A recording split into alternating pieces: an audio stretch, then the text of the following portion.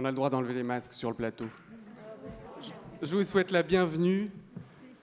Je vous présente Catherine Fèvre-Zellner, docteur en études théâtrales. Je ne présente pas Michel Bataillon.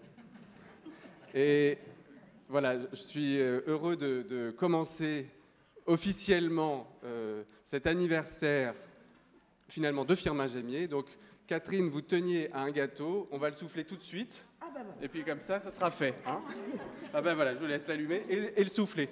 D'accord. Ah bah non, pas moi. Vous. Ah non, non, c'est vous, c'est vous. Ah bah non. Alors ensemble. Ah, voilà. Bon, alors le public. Le public le souffle, c'est très bien.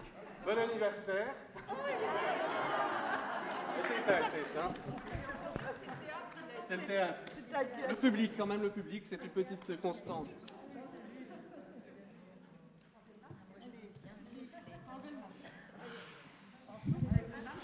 C'est très Covid, voilà.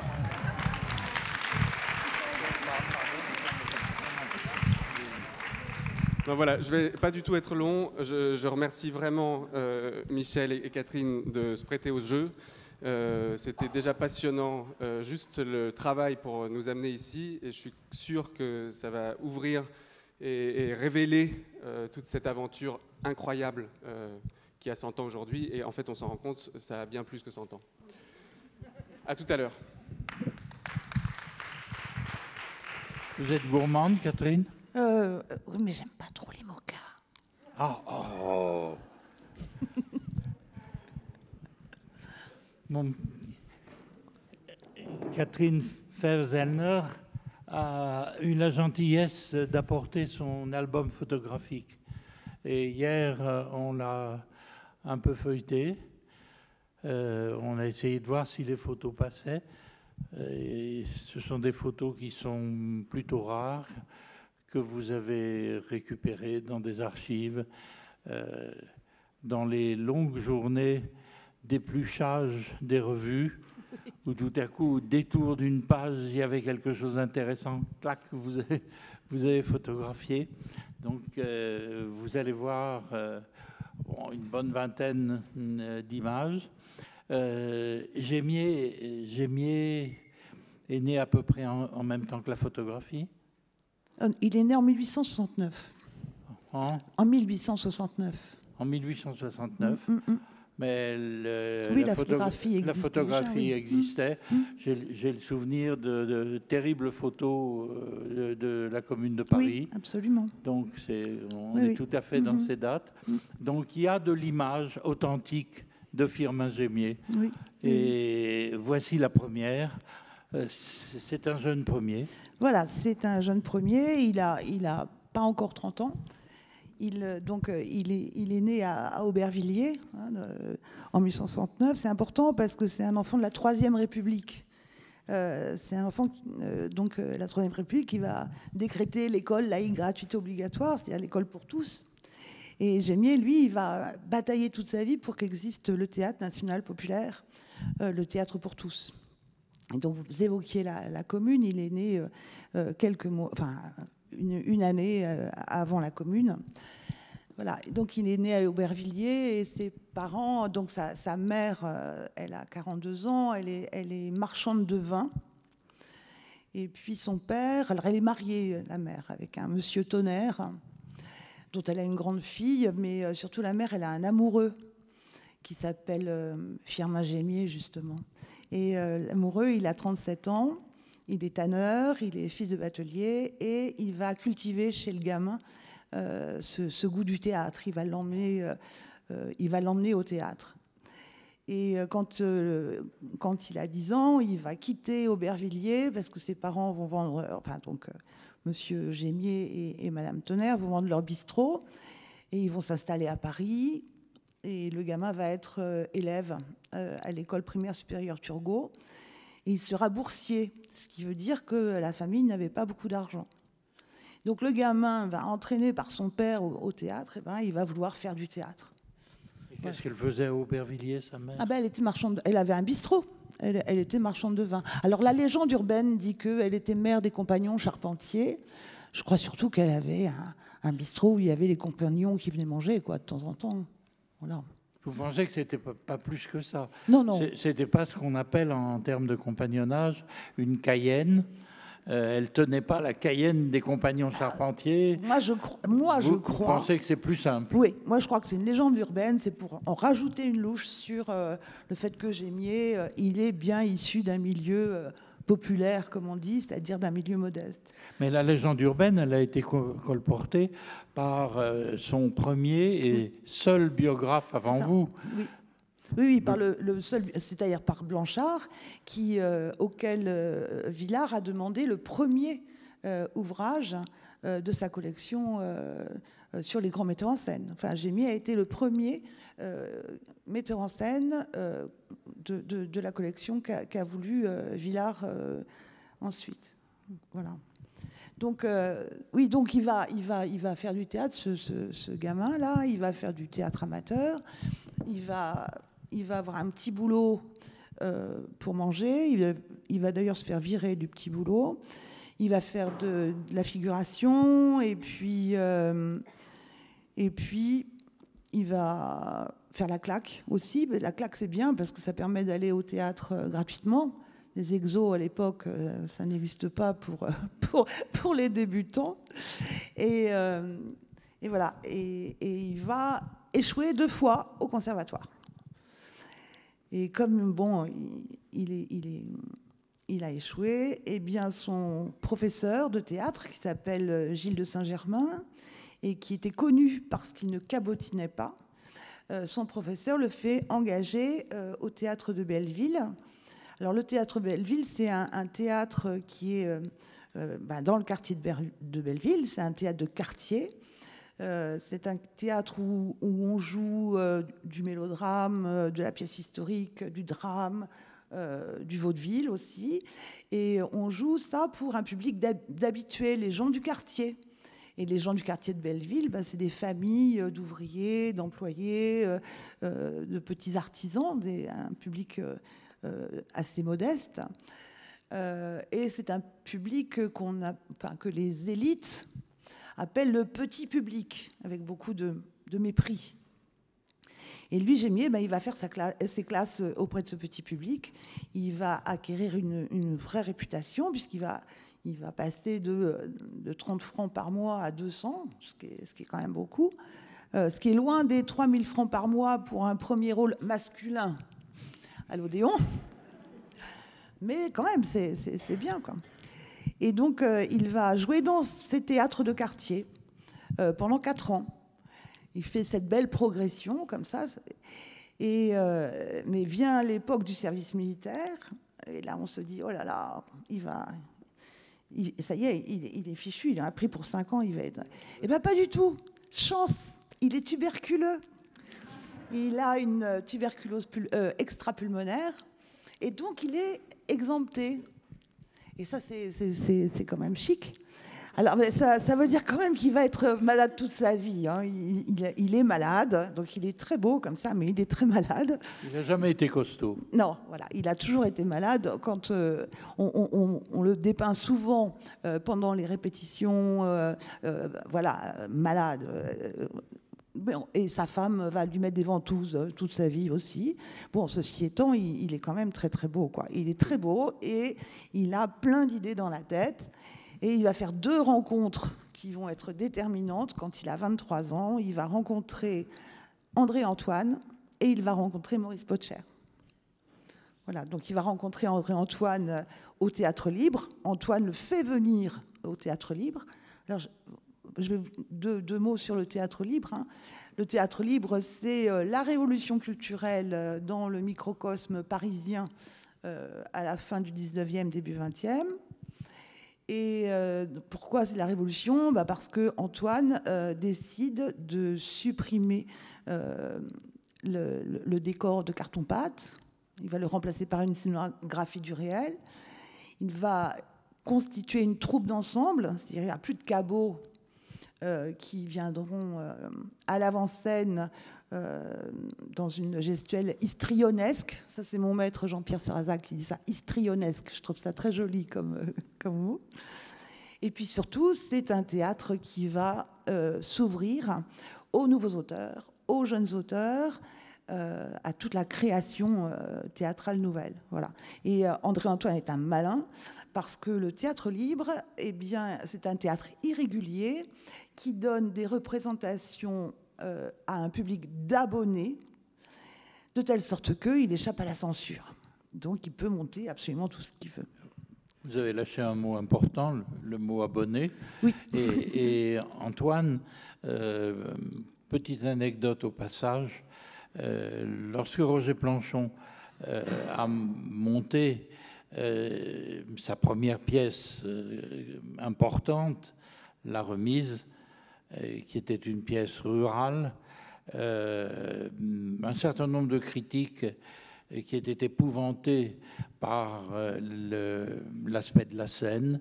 C'était une scène signée par René Alliot, mais il y avait de nombreux instruments oratoires.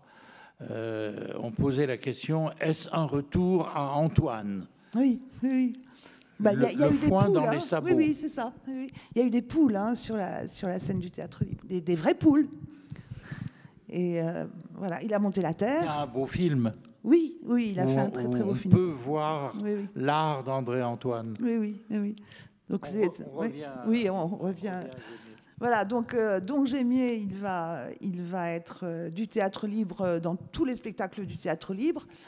Mais faire la révolution, ça coûte cher quand même. Et donc Antoine doit arrêter. Et Gémier, il va aller jouer à l'Ambigu des pièces à grand spectacle. Et il espère bien que ça va continuer. Alors dans le même temps, un peu après, en 1892, il y a quelqu'un qui s'appelle Maurice Potcher qui va faire, lui, sa révolution théâtrale, mais dans les Vosges. Donc en 1892, il fait un premier essai, et en 1895, il lance son Théâtre du Peuple à Bussan, qui est un bourg vosgien que fait vivre la manufacture Potcher. Et à Bussan, en 95, il va jouer dans une prairie à ciel ouvert, un spectacle qui est ouvert à tous et qui va accueillir 2000 spectateurs. C'est la fondation du Théâtre du Peuple de Bussan qu'on connaît encore aujourd'hui. Bon, après, ils ont construit un théâtre en bois, etc. Et Potcher va écrire 28 textes pour son Théâtre du Peuple. Et Potcher, son projet, c'est de réunir le premier des philosophes de la nation et le dernier des portefaix de la Halle dans un spectacle que Potcher veut un théâtre d'art, c'est-à-dire un théâtre nouveau. Voilà. Et Gémier, lui, il va être à la confluence de ces deux hommes, d'André-Antoine et de Maurice Potcher. Potcher n'était pas un fils du peuple. Non, Potcher, en plus, Potcher, je vous ai parlé des Vosges, mais en fait, il y habitait rarement. Hein. Il y habitait l'été C'était un Parisien. Mais c'était un Parisien. Évidemment, il fréquentait le théâtre libre. Il connaissait tous les mondains qui fréquentaient le théâtre libre. C'était absolument pas un fils du peuple. Néanmoins, il faisait appel aux gens de Bussan quand il faisait des représentations. Sa première, donc en 1895, tout le monde est amateur, sauf sa femme, Camille, qu'il a épousée et qu'il a rencontrée au Théâtre d'Art de Paul-Fort et qui est venue vivre dans les Vosges. Voilà, mais sinon, ils sont tous amateurs. Voilà. Donc voilà, alors on continue. On revient à lui. On revient à lui, là, parce qu'en 97, il se dit, ça y est, Hosanna, on va réussir parce que ouvre le théâtre Antoine, ce qui est le théâtre Antoine. Donc Antoine prend un théâtre et il se dit, je vais faire un théâtre d'art accessible à tous. Et vous avez des images de ça? Ah non, je ne les ai pas mises là. Non, je ne les ai pas mises. Il y a l'affiche, oui, où on voit Antoine en sabot. Mais celle... Alors, on voit Antoine Sabot, mais là, celle qui va venir maintenant. Ah oui, c'est après. C'est après. Oui, c'est après. C'est après. Et donc, l'idée d'Antoine, c'est faire un théâtre d'art accessible à tous. Gémier se dit, ça y est, on a gagné. Sauf que ça marche pas parce que un théâtre d'art accessible à tous à Paris, c'est pas possible, ça coûte trop cher. Et donc Antoine, il ne va pas renouveler l'affiche tous les 15 jours comme il s'y était engagé. Et le public ne va pas être un public... ne va pas être le public de la foule, hein, va être un public en habit noir et robe décolletée. Et il y a même un critique en 1900 qui dit et dire que ce théâtre s'était construit contre les snobs pas méchants en font maintenant des salles pleines. Et donc lui, ça l'énerve, quoi. Donc il s'en va, il claque la porte et il se dit ce qu'Antoine n'est pas arrivé à faire, eh bien moi je vais y arriver. Alors il y a toute la troupe du théâtre libre, hein, qui se disloque à ce moment-là. Et lui, il va y arriver. On va revenir au fil. Et oui. Puisqu'on est à Lyon, on va quand même préciser les théâtres que vous venez de citer. Oui. Ceux-ci sont dans une zone à Paris qui est grossièrement le carrefour Strasbourg-Saint-Denis, oui. C'est-à-dire ce qu'on appelle les boulevards, réellement sur les boulevards. Oui. C'est en plein cœur de Paris. Mon camarade Léonardini, qui est dans la salle, et moi-même, nous avons vécu le moment de la destruction de l'Ambigu que vous avez cité. L'Ambigu n'existe plus. En revanche, le théâtre Antoine est toujours à la même place. Il est en très bonne santé. Et c'est un très beau théâtre parisien. Donc voilà, et donc il se dit, je vais y arriver. Et qu'est-ce qu'il fait pour y arriver? Eh bien, il prend la direction d'un théâtre. C'est le théâtre de la Renaissance. Voilà une carte postale du théâtre de la Renaissance qui est juste à côté. Peut-être vous pouvez dire, Michel, à côté, il y a le théâtre de la Porte Saint-Martin. Oui, le théâtre de la Renaissance est toujours là. C'est un joli petit théâtre, toute petite taille. J'ai le souvenir d'y avoir vu Bob Wilson et Lucinda Childs jouer une pièce qui s'intitulait I was sitting on my patio. Et c'était du pur Bob Wilson, répétitif. Peut-être y avait-il une musique de Phil Glass, mais c'était un spectacle festival d'automne et qui n'avait absolument pas sa place au théâtre de la Renaissance. Mais c'est un joli petit théâtre. Et puis sur l'image, si vous remontez le boulevard vers l'arrière, vous avez tout de suite à main gauche l'immense bâtiment du théâtre de la Porte Saint-Martin, qui est un théâtre qui traverse, c'est-à-dire que dans l'autre rue, la rue qui est cachée à gauche, on a l'entrée des artistes de la Porte Saint-Martin et la grande entrée est sur le boulevard. Donc il est directeur du théâtre de la Renaissance, il est très content, et donc il va faire ce théâtre d'art accessible à tous. D'ailleurs, il va monter 23 pièces. Sur les 23, 21 sont des textes inédits. Et le public, eh bien, ça va être un public, si on en croit Romain Rolland, hein, dont Gémier va donner dans ce théâtre le 14 juillet. C'est un public d'ouvriers, d'employés aux galeries et à l'amphithéâtre, un public de bourgeois et de notables aux loges, dans les loges d'avant-scène et dans les baignoires. Donc, accessible à tous. D'ailleurs, le prix des places, eh bien, c'est de 1 à 10 francs sous la direction Gémier. C'est un théâtre d'art, donc je disais que c'est un théâtre de création. C'est surtout un théâtre au répertoire éclectique. C'est-à-dire que Gémier, il joue la pièce sociale, la comédie mondaine, la pièce historique. En fait, il joue pour tout le monde. Donc, il y en a pour tous les goûts. Et surtout, dit Gémier, c'est un théâtre de la gaieté. C'est très important pour lui que le théâtre soit un lieu de gaieté. Donc bon, il a du monde, hein, mais ça coûte très très cher ce qu'il est en train de monter. En plus, le renouvellement de l'affiche, comme ça, au bout de 20 représentations, d'abord ça agace beaucoup Romain Rolland parce que son spectacle part au bout de 20 représentations. Ça demande beaucoup d'investissement. Donc Gémier, il s'endette de plus en plus à des taux usuraires. Il faut bien se rappeler qu'il n'y a pas de subvention à l'époque, pas du tout. Et donc notre beau garçon là, qui était plein d'entrain et plein de, eh bien, il doit mettre la clé sous la porte avant la fin de la saison, en avril. Et Quel est son statut juridique? Il est directeur du théâtre. Directeur, mais c'est-à-dire il est concessionnaire. C'est sa propriété. il vit de. Il est propriétaire des lieux. Non, il n'est pas propriétaire des lieux. Il est locataire, il loue les lieux. Il loue les lieux. Et enfin, c'est une entreprise commerciale. Il assure le fonctionnement, pertes et profits. C'est ça. Il est le patron d'une entreprise commerciale. Voilà. Donc, il rate. Et donc, c'est le premier théâtre populaire d'initiative privée. Et c'est un échec. Ça nous mène à quelle date? Alors là, il ferme en 1902. Voilà. Donc après, bon, comme il faut qu'il rembourse, il va jouer beaucoup de pièces à grand spectacle. Il va jouer un peu partout. Il va jouer à la Renaissance, au Vaudeville. Il va même aller à Saint-Pétersbourg, au Théâtre Michel, pour jouer. Et puis arrive 1903, et 1903, c'est une année importante pour lui.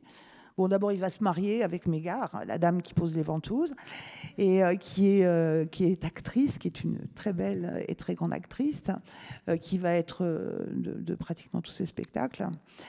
Et puis, il va faire un premier projet de théâtre populaire parisien avec son copain Camille de Sainte-Croix, qui est un intellectuel et un écrivain qui écrit dans La Petite République. Alors il va faire un projet, il y croit vraiment.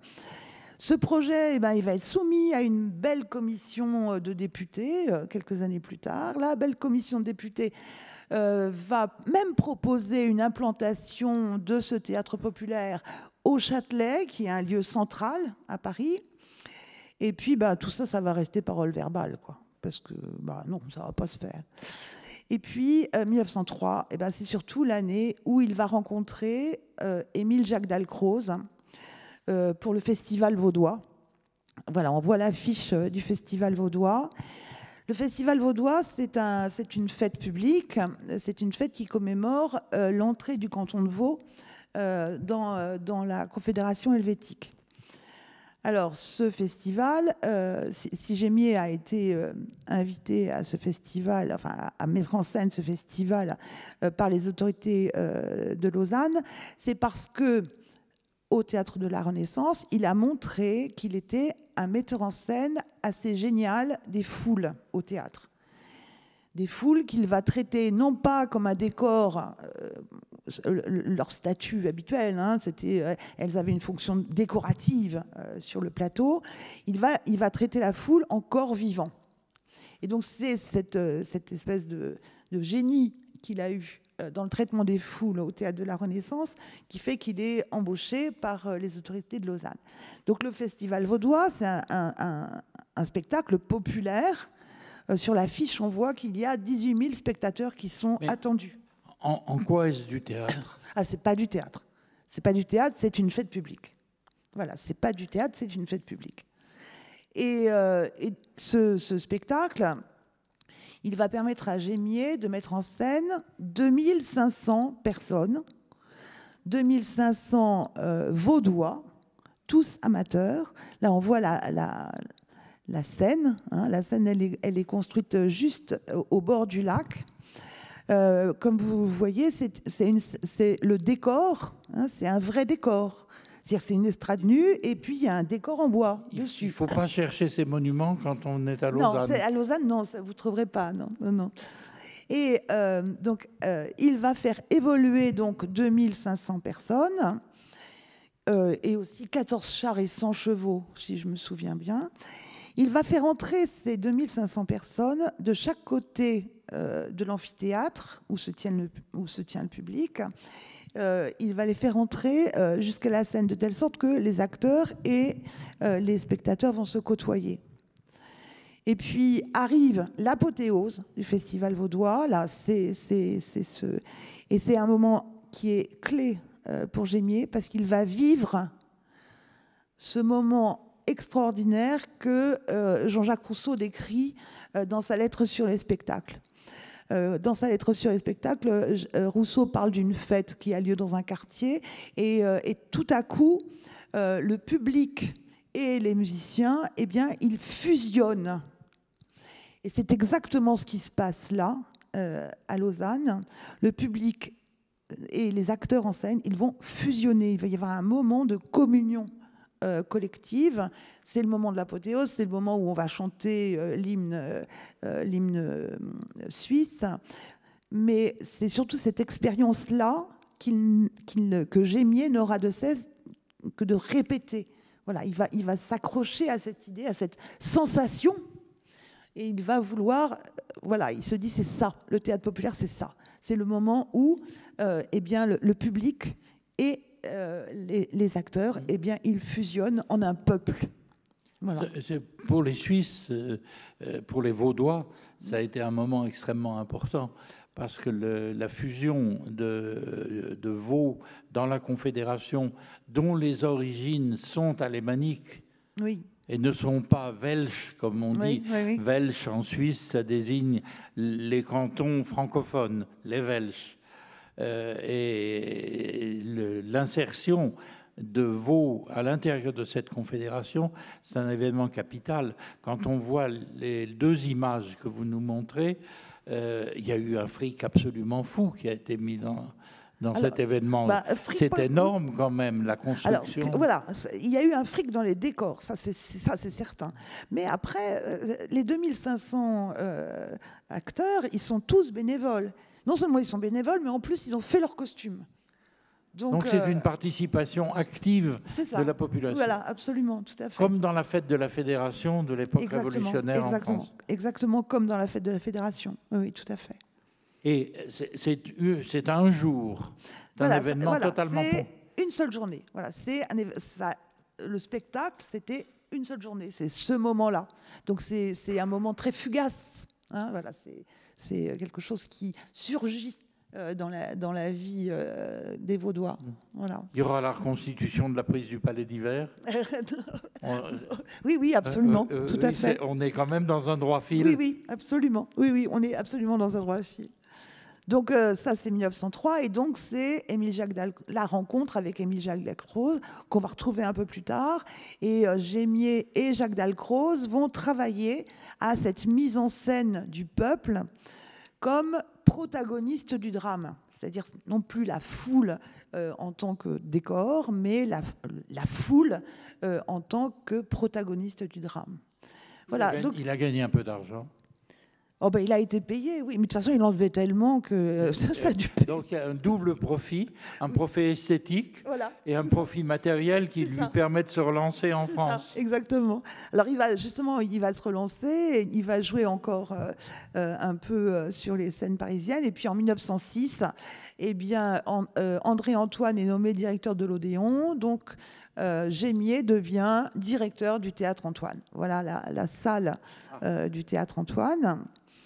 Dont Gémier devient le directeur, mais alors c'est un directeur qui, cette fois-ci, il fait pas le malin parce qu'il en a bavé pour rembourser ses dettes. Et là, il va être très économe.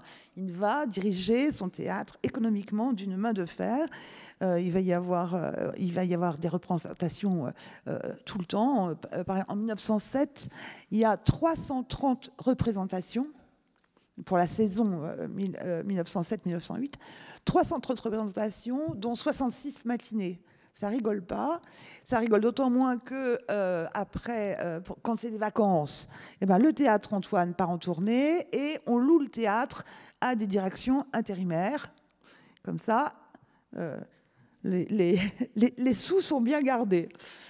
Bon, ceci étant, ça n'empêche pas du tout Gémier, malgré cette politique, de mener sa politique culturelle et artistique de la même façon qu'il l'a menée au Théâtre de la Renaissance.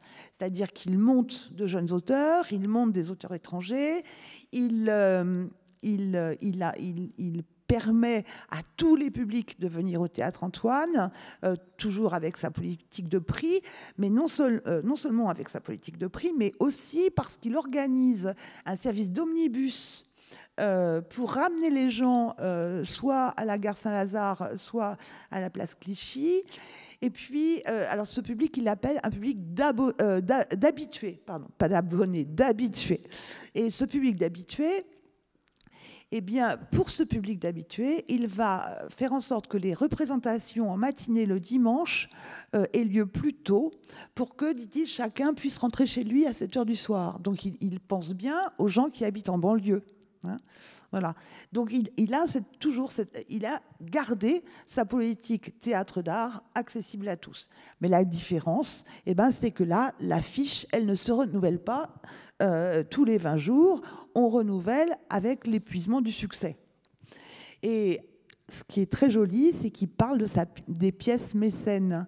Donc, il dit qu'il fait de l'argent dans son théâtre, mais quand il a gagné un peu d'argent, il le réinvestit dans une création, dans quelque chose une chose à laquelle il croit et qu'il va porter. Mais par exemple, ça peut lui coûter très cher. Il monte par exemple une pièce qui s'appelle Guerre, qui est quelque chose qui devait être assez extraordinaire, si on en croit ce qu'en dit la critique.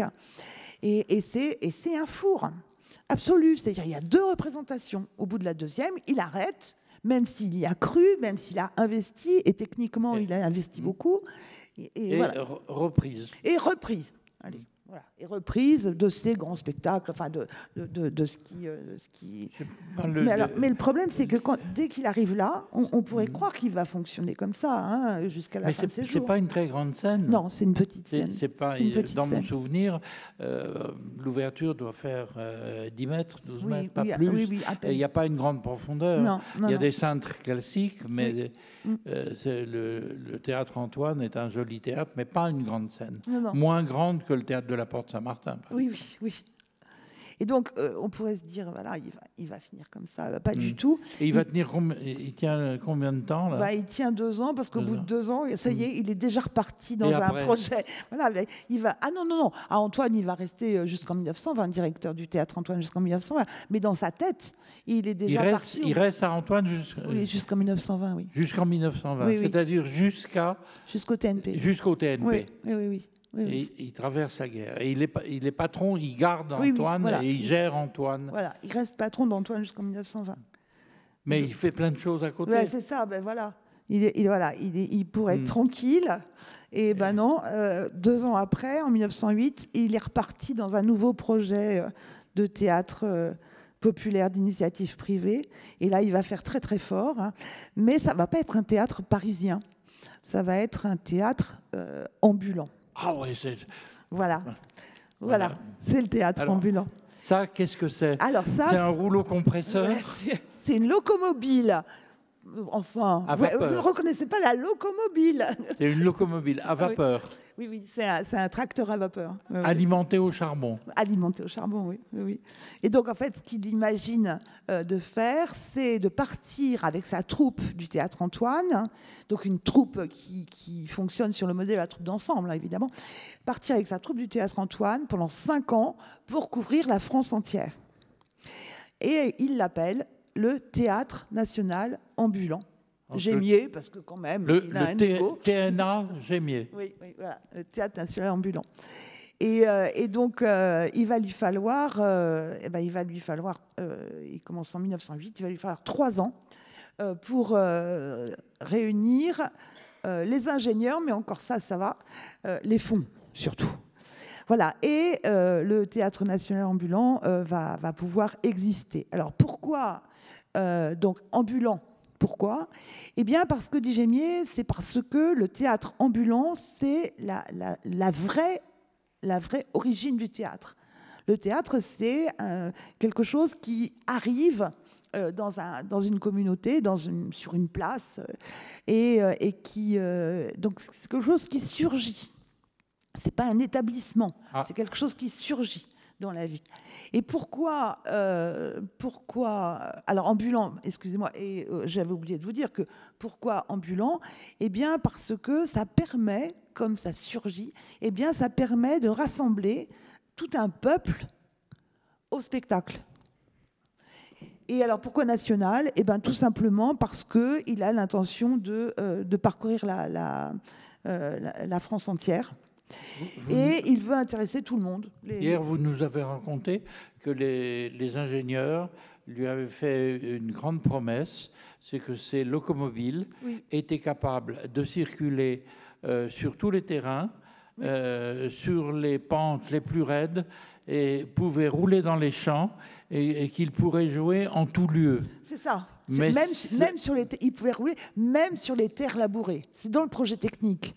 Donc, voilà, on lui a... Ça n'a pas été le cas. Ça n'a pas été vraiment le cas. Non. Il s'est embourbé plusieurs fois. Oui, oui. Ah bah oui, alors, non seulement elles se sont embourbées, mais elles ne marchaient pas du tout. Et puis, en plus, elles n'allaient pas vite. Et puis, donc, alors lui qui rêvait, alors il se disait mon théâtre aura la légèreté des oiseaux de passage. Bah, tu parles. Non, mais alors, voilà, oui, là on voit le... L'objet que vous voyez, Oui. ça ressemble étrangement à ce que Bartabas construit lorsqu'il s'installe. C'est une immense tente très moderne. Vous voyez qu'il y a des mâts extérieurs nombreux et il y a une immense poutrelle américaine avec des entretoises, comme il en existe aujourd'hui. C'était métallique, tout ça? Oui, oui. Alors ça, c'est le premier chapiteau. Il est métallique. Il y a 16 heures de montage pour 25 monteurs, ce qui est beaucoup. C'est un vaisseau.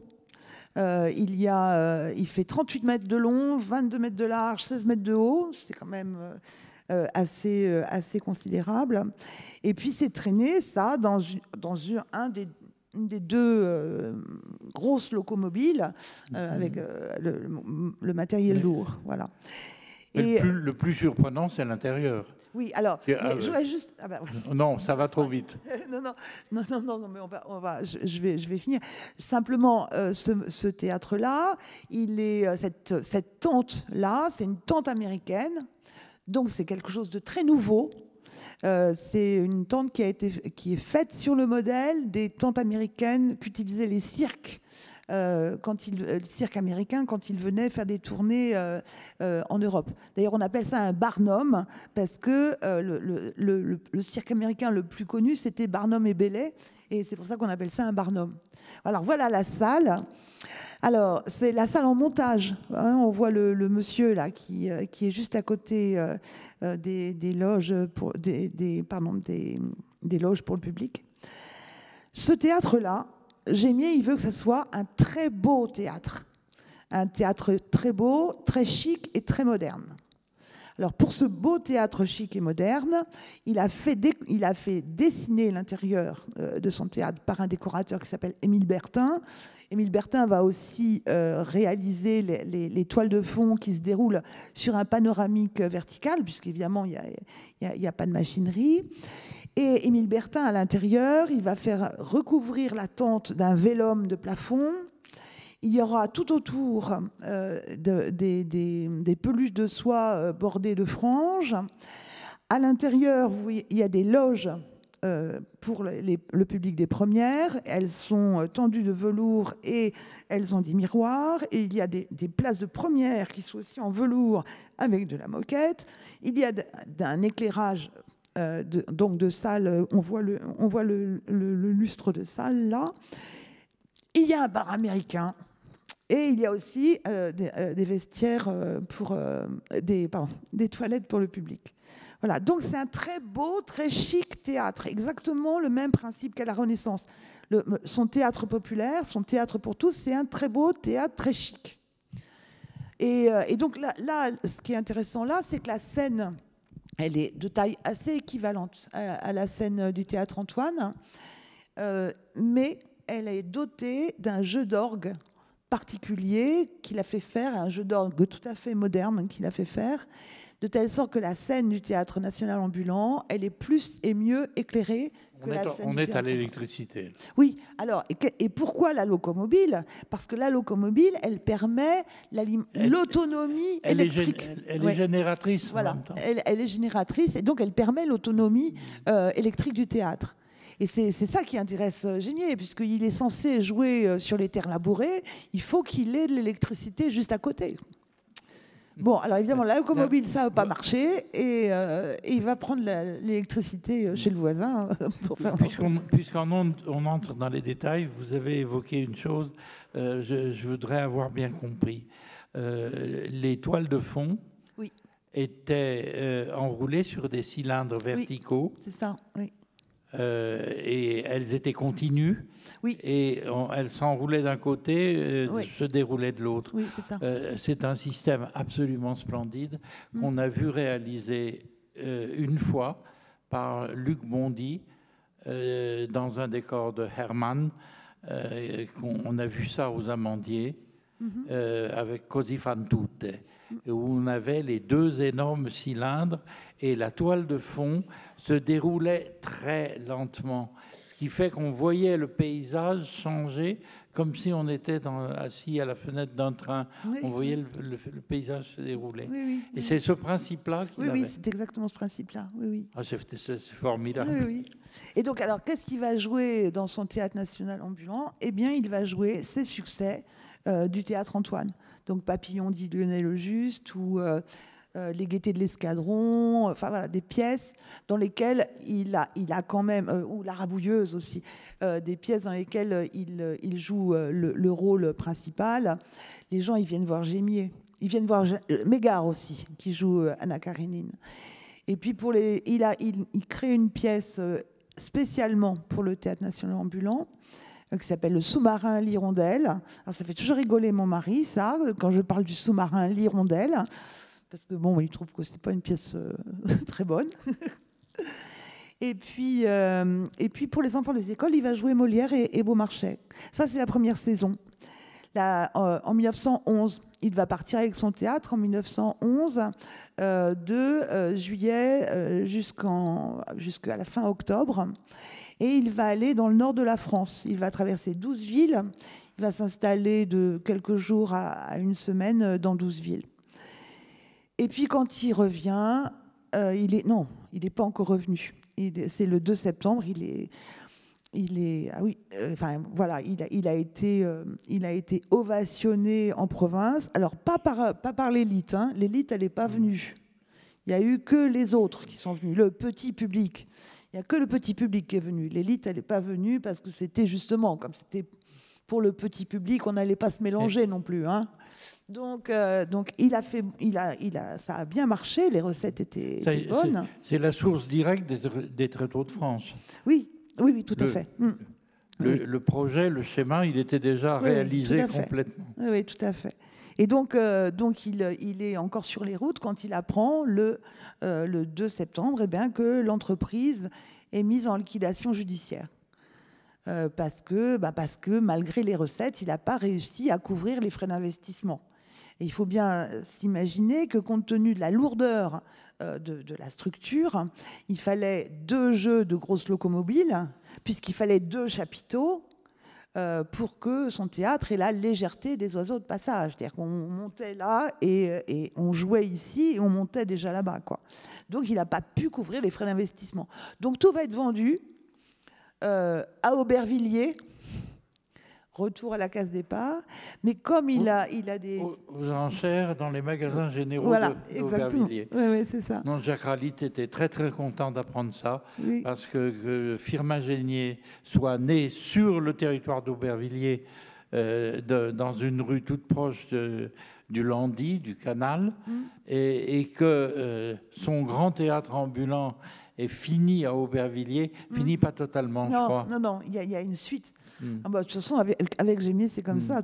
Il y a toujours une nouvelle série qui continue après. Et donc là, on est en 11-12. Là, on est en 11. Donc, vente à Aubervilliers. Gémier réussit à récupérer, grâce à d'autres commanditaires, il réussit à récupérer son théâtre de toile, ses décors et surtout son jeu d'orgue, auquel il tient beaucoup. Et il repart en 1912 parce que, dit-il, mon idée est en marche et ma caravane passera tout de même. C'est un opiniâtre, ce garçon, hein, et quand il a une idée dans la tête, et donc il repart en 1912. La caravane passe. Et la caravane passe. Alors, bon, sans locomobile cette fois-ci, parce que... Bon, il a déjà donné. Et par train, c'est bien aussi, parce que le train, ça permet de jouer là, et puis le lendemain, on joue ailleurs. Les séjours dans les villes vont être beaucoup plus courts, de 2 à 3 jours.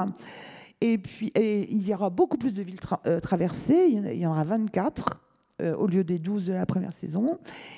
Et puis, toujours énorme succès, toujours auprès du petit public. De toute façon, il n'y a plus de loge, il n'y a plus de bar américain. C'est sûr, il n'attend plus l'élite. Quand il revient, j'ai oublié de vous dire, ça c'est important, qu'en 1912, il joue toujours ses grands succès, La Rabouilleuse, Les Gaîtés de l'Escadron, mais il joue aussi 2 pièces qu'il a créées l'hiver précédent au Théâtre Antoine. Et donc là, le projet, c'est bien de donner au public de province ce qu'on peut voir dans un théâtre parisien. C'est ça l'idée. Donc, toujours gros succès. À Dunkerque, ils doivent rajouter 300 chaises parce qu'il y a trop de monde qui veut venir et voilà, il n'y a pas assez de place pour les asseoir.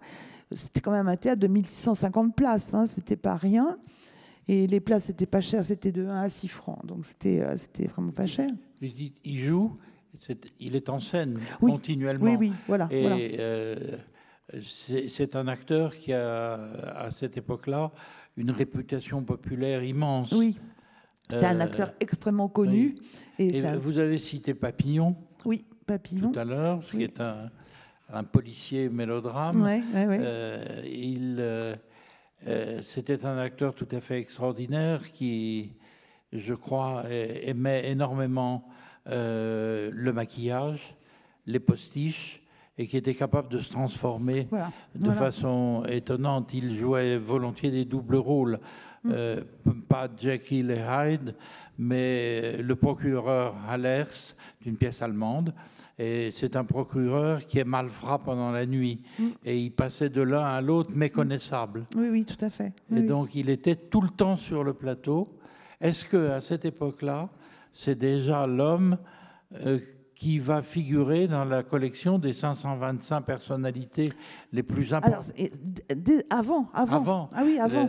Les épiciers Félix Potin, qui existait encore après-guerre, on connaissait Félix Potin, avait, comme tous les commerçants à l'époque, des petites collections de photographies qu'on glissait dans les tablettes de chocolat. Et il y a un splendide portrait de Gémier dans la collection Félix Potin, dans les 525 personnalités les plus importanes de France. Alors, ce portrait, en fait, il date de 1906, du moment où il a 1906, du moment où il est devenu directeur du Théâtre Antoine. Donc voilà, donc il fait cette. Et ça serait aujourd'hui, ça serait qui? Oh, je ne sais pas. Non, je suis incapable de vous le dire. Gémier, son succès, il l'a fait sur la faculté qu'il avait de donner corps à son personnage. C'est un acteur nouveau. C'est un acteur qui a un corps vivant, un corps qui palpite, qui voilà, quand il est sur la scène, on voit le personnage sur la scène. Alors d'où ses grimages, etc. Il est complètement crédible quand il est très jeune, donc quand il a 23 ans et qu'il joue au Théâtre Libre, il joue des vieillards. Mais il est parfaitement crédible dans son rôle de vieillard. Et il peut tout jouer. Il a la dimension d'un Brasseur le père ou d'un Bertin. Oui, voilà, c'est ça. Oui, plutôt d'un Brasseur le père, oui. Piccoli, Depardieu. Non, parce qu'il n'était pas très grand, donc Depardieu, non, mais non, il n'était pas grand, il était un peu malin comme quand même. Comme notoriété. Ah oui, comme notoriété, oui, tout à fait. Oui, comme notoriété, tout à fait. Donc, voilà, il fait donc sa tournée en 1912, il est très content. Et il est tellement content qu'il va remettre au ministre un beau projet de théâtre, concernant la décentralisation théâtrale. Le ministre, il va lui dire merci beaucoup, monsieur Gémier, et puis il va le mettre à la poubelle, évidemment. Et puis, le beau théâtre, il va être vendu en février 1913. Il va être vendu par les commanditaires à la ville de Nantes, parce que le théâtre municipal a brûlé, ils cherchent une installation provisoire. Et donc voilà, plus de beau théâtre. C'est pour ça qu'il n'y aura pas de 3e saison du Théâtre national ambulant Gémier. C'est la fin de la seconde, du second théâtre populaire d'initiative privée. Voilà. Et c'est la guerre. Alors, avant la guerre, il va retrouver Émile-Jacques Dalcroze, cette fois-ci à Genève, pour encore une fête publique. C'est les fêtes de juin qui célèbrent toujours l'anniversaire de ça. Et là, à Genève, les choses vont être importantes pour lui d'un point de vue artistique, parce qu'avec Émile-Jacques Dalcroze, il va mettre en place un certain nombre de dispositifs qu'il va reprendre ensuite, on verra ça en 1917 en particulier. Alors, à Genève, c'est pas du tout pareil qu'à Lausanne, parce que il y a plusieurs représentations du spectacle. C'est une œuvre dramatique qui est jouée, une œuvre dramatique en 4 actes, alors que à Lausanne, c'était des tableaux dansés et chantés. Et ça se passe dans un théâtre qui a été construit pour l'occasion sur le lac. Et ce que va faire Gémier à Genève, c'est qu'il va mettre en scène des acteurs et des danseurs qui sont professionnels et amateurs. Là, on voit la salle. Ce qui est intéressant là, si vous regardez le décor, eh bien, c'est qu'il va commencer à travailler sur le plateau nu, c'est-à-dire le plateau rendu au corps de la foule, au corps collectif qu'est la foule. Il parlait d'un monstre à 100 têtes. Voilà. D'un personnage, pardon, pas d'un monstre, d'un personnage à 100 têtes. Alors là, à Genève, il y a un seul objet qui signifie le lieu. Par exemple, pour le premier acte, il y a un praticable qui signifie la halle Saint-Pierre. Pour le deuxième acte, il y a une fontaine qui signifie la place de l'Hôtel de Ville. Pour le troisième acte, il n'y a rien. Le plateau est nu. Là, on est dans un espace fermé, dans un théâtre, et donc la lumière de scène, eh bien, elle va être forcément mobile, puisqu'il va reprendre de Lausanne le principe de faire entrer les acteurs par la salle. Donc, lumière mobile. Lumière mobile et colorée. Ça, c'est son idée à Gémier, l'idée de la couleur. Et le jeu de ce protagoniste nouveau du drame moderne qui est la foule, eh bien, il va être soutenu non seulement par la lumière, mais aussi par la musique. En fait, là, il va effectuer une espèce de danse, en quelque sorte. Cet immense corps va effectuer une espèce de danse qui sera illustrée par la couleur des projecteurs qui vont accompagner le parcours de la foule. Et là, on va arriver au final des scènes de juin. Comme vous le voyez, le fond de scène, il va s'ouvrir. Comme à Busson, le fond de scène s'ouvre sur la forêt. Et bien là, le fond de scène, il s'ouvre sur les barques des Confédérés. Vous vous souvenez que le théâtre, il est construit sur le lac. Donc les barques, elles vont accoster sur la Seine. Donc Gémier ouvre toutes grandes les portes du théâtre moderne. Et ce qui est intéressant là, c'est que la lumière, la vraie lumière, la lumière de la vie, elle va rentrer dans le théâtre et elle va se substituer à la lumière artificielle, à la lumière des projecteurs. Voilà. Et là encore, là c'est encore un moment d'apothéose, c'est un moment de fusion. Donc il y a un cortège de confédérés qui vient de traverser la salle, qui arrive sur la Seine. Il y a les bateaux qui arrivent sur la Seine aussi, et il y a le public qui est complètement immergé dans cette confluence lumineuse et corporelle. Et évidemment, c'est un grand moment d'émotion, c'est un moment de communion, et c'est encore le moment où on va chanter l'hymne national. Gémier a totalement épousé les enjeux confédéraux. Oui, tout à fait. Et vous avez parlé, vous dites, c'est construit sur le lac. Oui. C'est-à-dire en ponton. Voilà, absolument.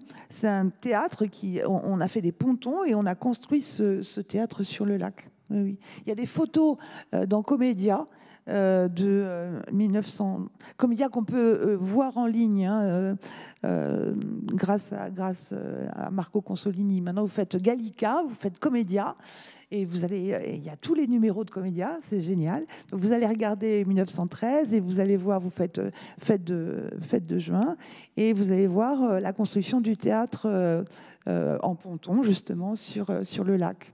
Alors, je vous ai pas mis de photo parce que la photo de Comédia, elle est pas bonne et elle passe pas là. Voilà. Donc, on est en 1914. Vous avez bien compris que Gémier est à Genève quand la guerre de 14 éclate. Voilà. Donc, il va aller dans les Ardennes, il va aller au cabinet du préfet, il va participer à la guerre, et puis rentrer à Paris. Il va faire des galas pour les artistes, il va faire des galas pour les réfugiés aussi. Et puis quand les théâtres vont réouvrir, eh bien lui, il va reprendre son activité boulevard de Strasbourg. Mais cet homme-là, il a toujours une idée dans la tête. Il reprend Antoine. Oui, il reprend Antoine. Oui, il joue Monsieur Beverley. Oui, voilà. vous avez dit jusqu'en 1920. Oui. Et 1920, c'est la date fatidique que nous célébrons ça aujourd'hui vient. Avec le gâteau. Et donc cet homme, il a toujours une idée dans la tête, et cette nouvelle idée, eh bien, il la met en œuvre en 1917. Et en 1917, il va monter le Marchand de Venise. Alors, le marchand de Venise, c'est... Au Théâtre Antoine. Au Théâtre Antoine. C'est une idée qu'il a depuis longtemps. Il voulait monter le Marchand de Venise pour le Théâtre National Ambulant Gémier. Et il va le monter là avec une facture complètement nouvelle. Donc, comme vous le voyez, là, c'est la scène où Shylock est confronté au Doge. D'abord, il va travailler en co-écriture, c'est-à-dire que lui, il écrit sur la scène, pendant que Nepoti, qui est la personne qui a adapté Le Marchand de Venise, écrit en mots, et que Henri Rabault écrit en musique. Donc, ce principe de collectif qui œuvre au spectacle. Voilà. Ce plateau, il est nu. Vous voyez qu'il y a simplement des escaliers. Alors, ces escaliers, ils permettent de donner une profondeur à la salle, et il permet aussi de répartir le monde qu'il y a sur la scène, la foule. Enfin, c'est pas une foule, là. Il y a beaucoup de gens, mais c'est pas une foule. C'est une toile en fond de scène? Alors, en fond de scène, c'est une toile. Alors, celle-ci, elle a été peinte par Émile Bertin. Il y a deux artistes qui ont peint. Il y a Émile Bertin et Louis Anquetin qui ont peint les toiles qui sont en fond de scène du Marchand de Venise. Et ce qui est intéressant, c'est qu'ils les ont peints à la manière de... Donc, il y a à la manière de Véronèse, à la manière de Canaletto. Enfin, voilà, c'est à la manière de... Et comme là, bon, évidemment, c'est une photo en noir et blanc, on voit pas bien, mais on n'a pas de décor. Mais par contre, on a des costumes qui sont extrêmement chatoyants. Il utilise beaucoup des soieries, des velours, des costumes qui envoient la lumière. Et puis surtout, ce qu'on voit, c'est qu'il n'y a plus de rampe.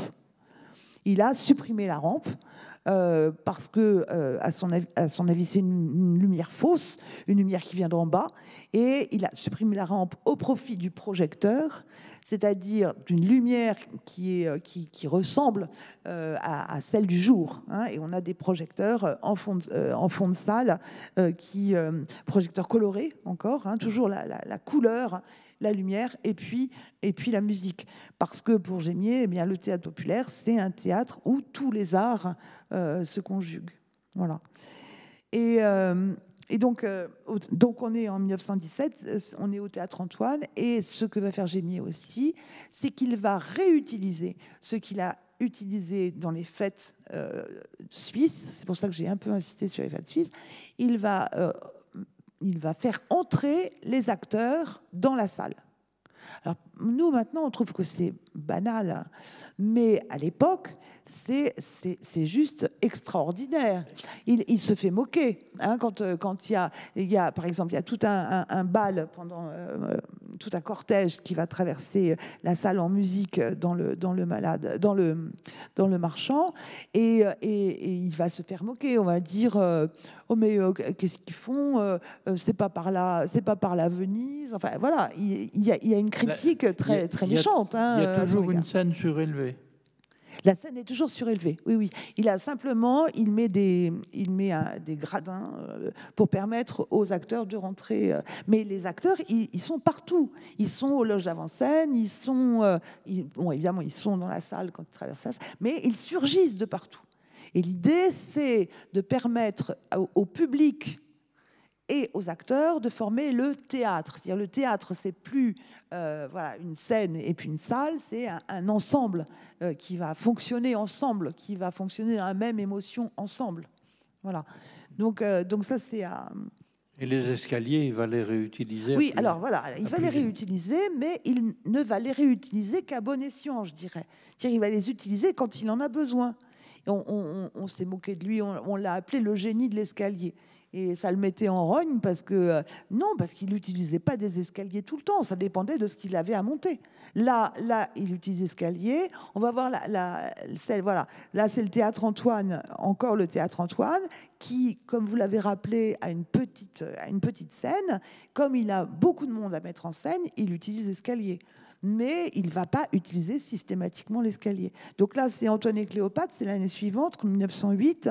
Et là, on voit qu'il y a des... Alors, Antoine et Cléopâtre, ils sont tout en haut. C'est Gémier et Mégare, ils sont tout en haut. Et là, on voit les personnes qui sont en scène, les danseuses qui sont en scène, ce sont les danseuses de l'opéra auxquelles Gémier a demandé leur concours. Voilà. Il y a des lutteurs de cirque. Et il y a des lutteurs de cirque, oui. Il aime beaucoup le sport et il aime beaucoup les lutteurs. Il aime vraiment. On va en voir d'autres, les lutteurs. Il a eu sa phase lutteur. Et donc, en 1920, il va s'offrir, alors lui, il voulait s'offrir de vastes enceintes, des cirques ou des halls d'usine. Et là, il va s'offrir le cirque d'hiver. Voilà, le cirque d'hiver. Donc là, on voit... Alors ça, c'est chouette parce que c'est un instantané. Toutes les autres photos, c'était des photos posées. Là, c'est un instantané. Là, on voit bien les projecteurs. Hein, vous voyez les projecteurs en fond de salle et les projecteurs latéraux.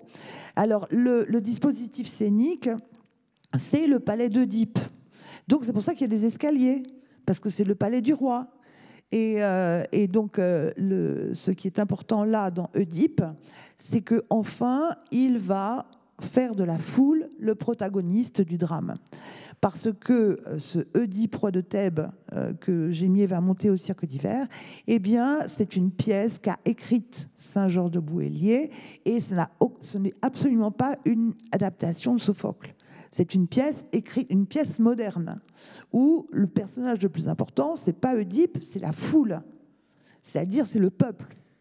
Et c'est ce peuple que Gémier va mettre en scène. Le cirque d'hiver, c'est celui qui était après la République sur les boulevards, oui, entre République et Bastille. Oui, c'est ça. Et pour se payer le cirque d'hiver, il va encore taper Sandberg, qui lui avait déjà donné beaucoup de sous pour le Théâtre National Ambulant Gémier, mais qui n'était pas... Finalement, il était plutôt bonne patte, Sandberg. Il lui a donné des sous pour... il a bien fait, parce que ça a eu un très, très, très gros succès. Il y a eu 100 représentations. Et après le cirque d'hiver, il y a eu la grande pastorale. Alors, c'était autre chose, hein, c'était sur le thème de la Provence. Parce que là encore, dans son théâtre populaire, Gémier, il n'a pas d'a priori. Ce qu'il recherche avant tout, c'est d'unir les gens par le théâtre.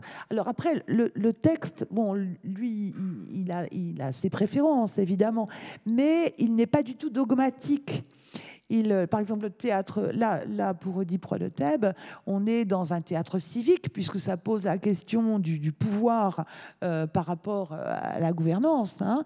Mais pour la grande pastorale, qu'il va également jouer au cirque d'hiver, d'abord, il n'y aura pas les escaliers, puisque ça ne s'y prête pas pour la grande pastorale. Il y aura des plans inclinés sur lesquels il fera évoluer les foules, mais il n'y aura pas d'escalier. Et la grande pastorale, c'est un théâtre de la fraternité. Donc voilà, Gémier, il n'a pas de formule toute faite. Il n'a pas d'a priori. Il montre les choses parce qu'il les sent, parce qu'il en a envie, parce que ça lui fait plaisir. Voilà. Donc on va peut-être voir une autre photo Voilà, là on voit encore des lutteurs. Il va travailler avec 2500 sportifs. Il va régler le jeu de 2500 sportifs. Et là, on voit comment fonctionne la foule chez Gémier.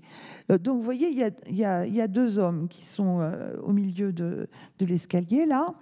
Et ces deux hommes qui vont être extraits un moment de la foule. Et puis, la foule va les absorber à nouveau. C'est-à-dire que la foule chez Gémier, elle est tout le temps en mouvement. Bon, là, évidemment, c'est posé, donc on ne voit pas que c'est en mouvement. Mais elle est tout le temps en mouvement. Et les individualités, eh bien, elles surgissent, ou les micro-groupes, ils surgissent du mouvement permanent de cette foule. Parce que cette foule, c'est l'acteur du théâtre populaire. C'est l'acteur. Et là, après, bon, on voit aussi une autre photo, voilà, où on voit là, c'est Gémier et Mégare qui sont, voilà, Gémier qui joue Oedipe, parce que bon, il faut quand même pas exagérer, hein. C'était la foule, mais c'était quand même lui qui avait le rôle principal. Et donc c'est Gémier et Mégare en haut de l'escalier quand Oedipe. Mégare joue Jocaste. Oui, et Mégare joue Jocaste, oui. Oui. Voilà, et donc. Gros succès d'Oedipe. Et comme Gémier, il a toujours une petite idée derrière la tête et on s'attend là, et ben finalement, après ça, il se dit oh bah tiens, je vais faire un théâtre d'art, hein, plus intello, comme ça. Et il s'en va jouer à la Comédie Montaigne. Il va mettre en scène à la Comédie Montaigne avec Gaston Batti. La Comédie Montaigne, c'est au Théâtre des Champs-Élysées. C'est le Théâtre des Champs-Élysées. Voilà. Et avec Gaston Batti qui a travaillé pour la première fois avec Gémier, justement, pour les spectacles du Là, on voit les générations se croiser. Oui, tout à fait. Oui, tout à fait. Parce que les rapports avec Copeau ne sont pas évidents. Non. Loin de là. Mais en revanche, avec Batti, ils ont le même intérêt pour le répertoire d'art et d'essai. Voilà, tout à fait. Et donc, avec Batti, il va à la Comédie des Champs-Élysées. Pourquoi ? Parce que le théâtre des Champs-Élysées, c'est un théâtre qui lui plaît bien. C'est un théâtre qui a été inauguré en 1913, donc juste avant la guerre. Et surtout, c'est un théâtre qui a des équipements électriques extrêmement perfectionnés. Et là, avec Batti, justement, Gémier va travailler à la construction architecturale de l'espace scénique avec la lumière. Voilà. Et puis, ça y est, on y arrive. 1920. Alors, qu'est-ce qu'il fait Gémier en 1912, 1919, 1920 ? Eh ben, il se met à écrire beaucoup dans les revues, dans les journaux. Il donne des interviews. Il n'arrête pas de parler de son théâtre national populaire. Et il faut bien savoir que tous les écrits qu'il a faits, toutes les interviews qu'il a données, ça le barbe, ça le rase, ça ne l'intéresse pas. Lui, ce qui l'intéresse, c'est de faire les choses. Et il peste contre ce siècle où il faut parler, il faut écrire. Accessoirement, les textes qu'il a faits, ils sont un peu partout disséminés. Et pour les retrouver, c'est pas facile. Mais on les retrouve. Ça a été l'essentiel de votre travail. Oui. Mais on les retrouve. Avant vous, oui. il y avait un homme de lettres, Paul Xell. Oui, Paul Xell. C'est d'origine alsacienne. Oui. Et Paul Xell avait rassemblé des conversations avec Gémier, des articles. Oui. C'est une chose qu'on trouve encore sur eBay. Sur eBay ah, ou chez quelques bouquinistes. Oui. Mais c'était la seule chose qu'on avait. On est très très loin de la masse de textes produites par Copeau. Pour revenir à Copeau, ou plus tard par quelqu'un comme Vitesse. Oui, oui. Non, Gémier, il n'écrit pas, ça ne l'intéresse pas. Il le dit, ça me rase. Voilà, bon, mais comme il tient vraiment à son idée, eh bien, il va écrire beaucoup. Il va être très soutenu par les syndicats, notamment par la CGT. Dans son théâtre, a été fondé, enfin donc au Théâtre Antoine, a été fondé le syndicat des comédiens de la CGT, enfin qui dépend de la CGT, et il est soutenu donc par la CGT, et il est soutenu aussi par des parlementaires, dont Pierre Rameid, qui a été un acteur du théâtre qu'il a rencontré quand il jouait avec l'UNIEPO, et puis par Paul Boncourt, excusez-moi, Joseph Paul Boncourt, qui a été l'avocat des comédiens. Là, vous citez 2 députés de l'Assemblée nationale. Oui, 2 députés, oui. Et ces 2 députés, eh bien, ils vont faire du forcing pour qu'enfin la Chambre des députés vote la création du TNP, 5e scène nationale. Et ça y est, c'est fait. Et on pourrait se dire, champagne, non. Pour quelle raison nous présentez-vous depuis quelques minutes une photo absolument splendide avec un monument qu'on aimerait bien voir encore dans la perspective? Eh ben, voilà, parce que les députés, ils donnent 100 000 francs de subvention à Gémier pour son théâtre national populaire. C'est-à-dire que concrètement, il n'a pas les moyens d'une troupe. Ces 100 000 francs, ça correspond à 5% du budget des théâtres et à 15% du budget de l'opéra. Autant dire qu'il n'a rien du tout. Il y a même une personne du syndicat des comédiens qui va dire autant acheter les Galeries Lafayette avec 25 sous.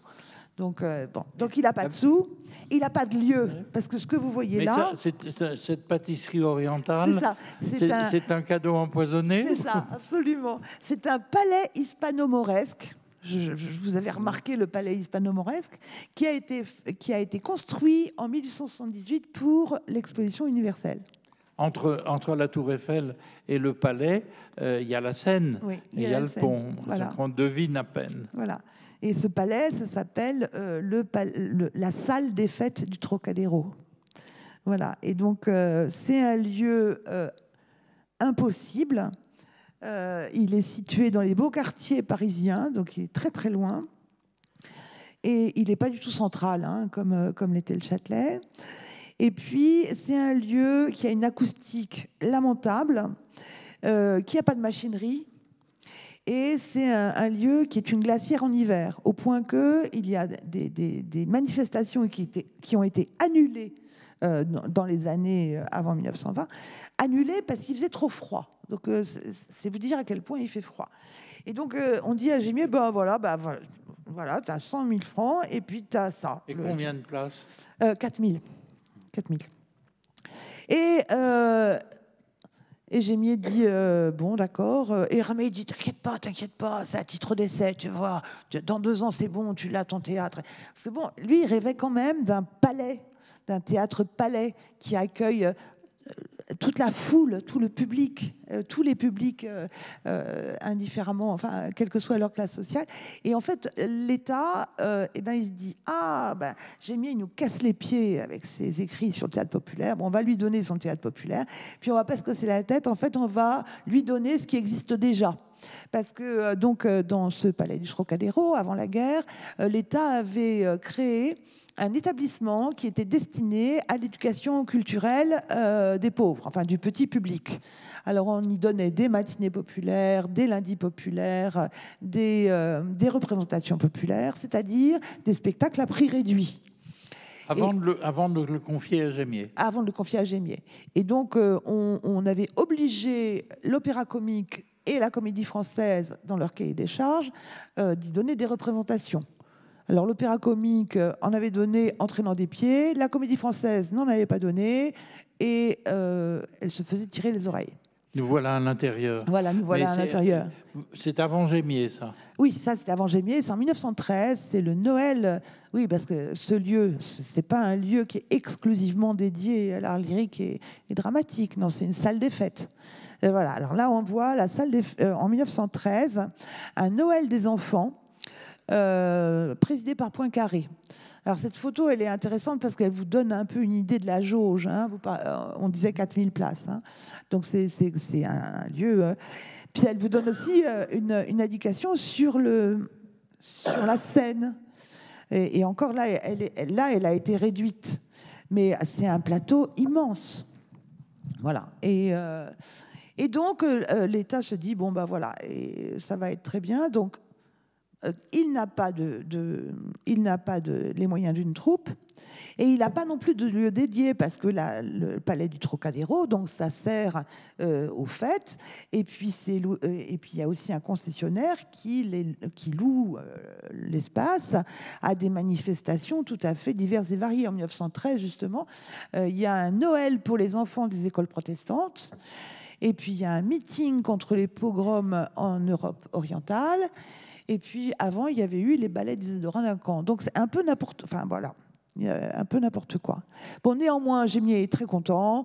Il prend son théâtre. Pendant 2 ans, il se dit, bon, Ramey, il m'a dit, dans 1 an ou 2, j'aurai mon théâtre, donc je vais... Et puis non, et puis il va rien se passer. Le TNP va être accueilli au Trocadéro jusqu'en 1935, date à laquelle il va être le palais du Trocadéro va être démoli.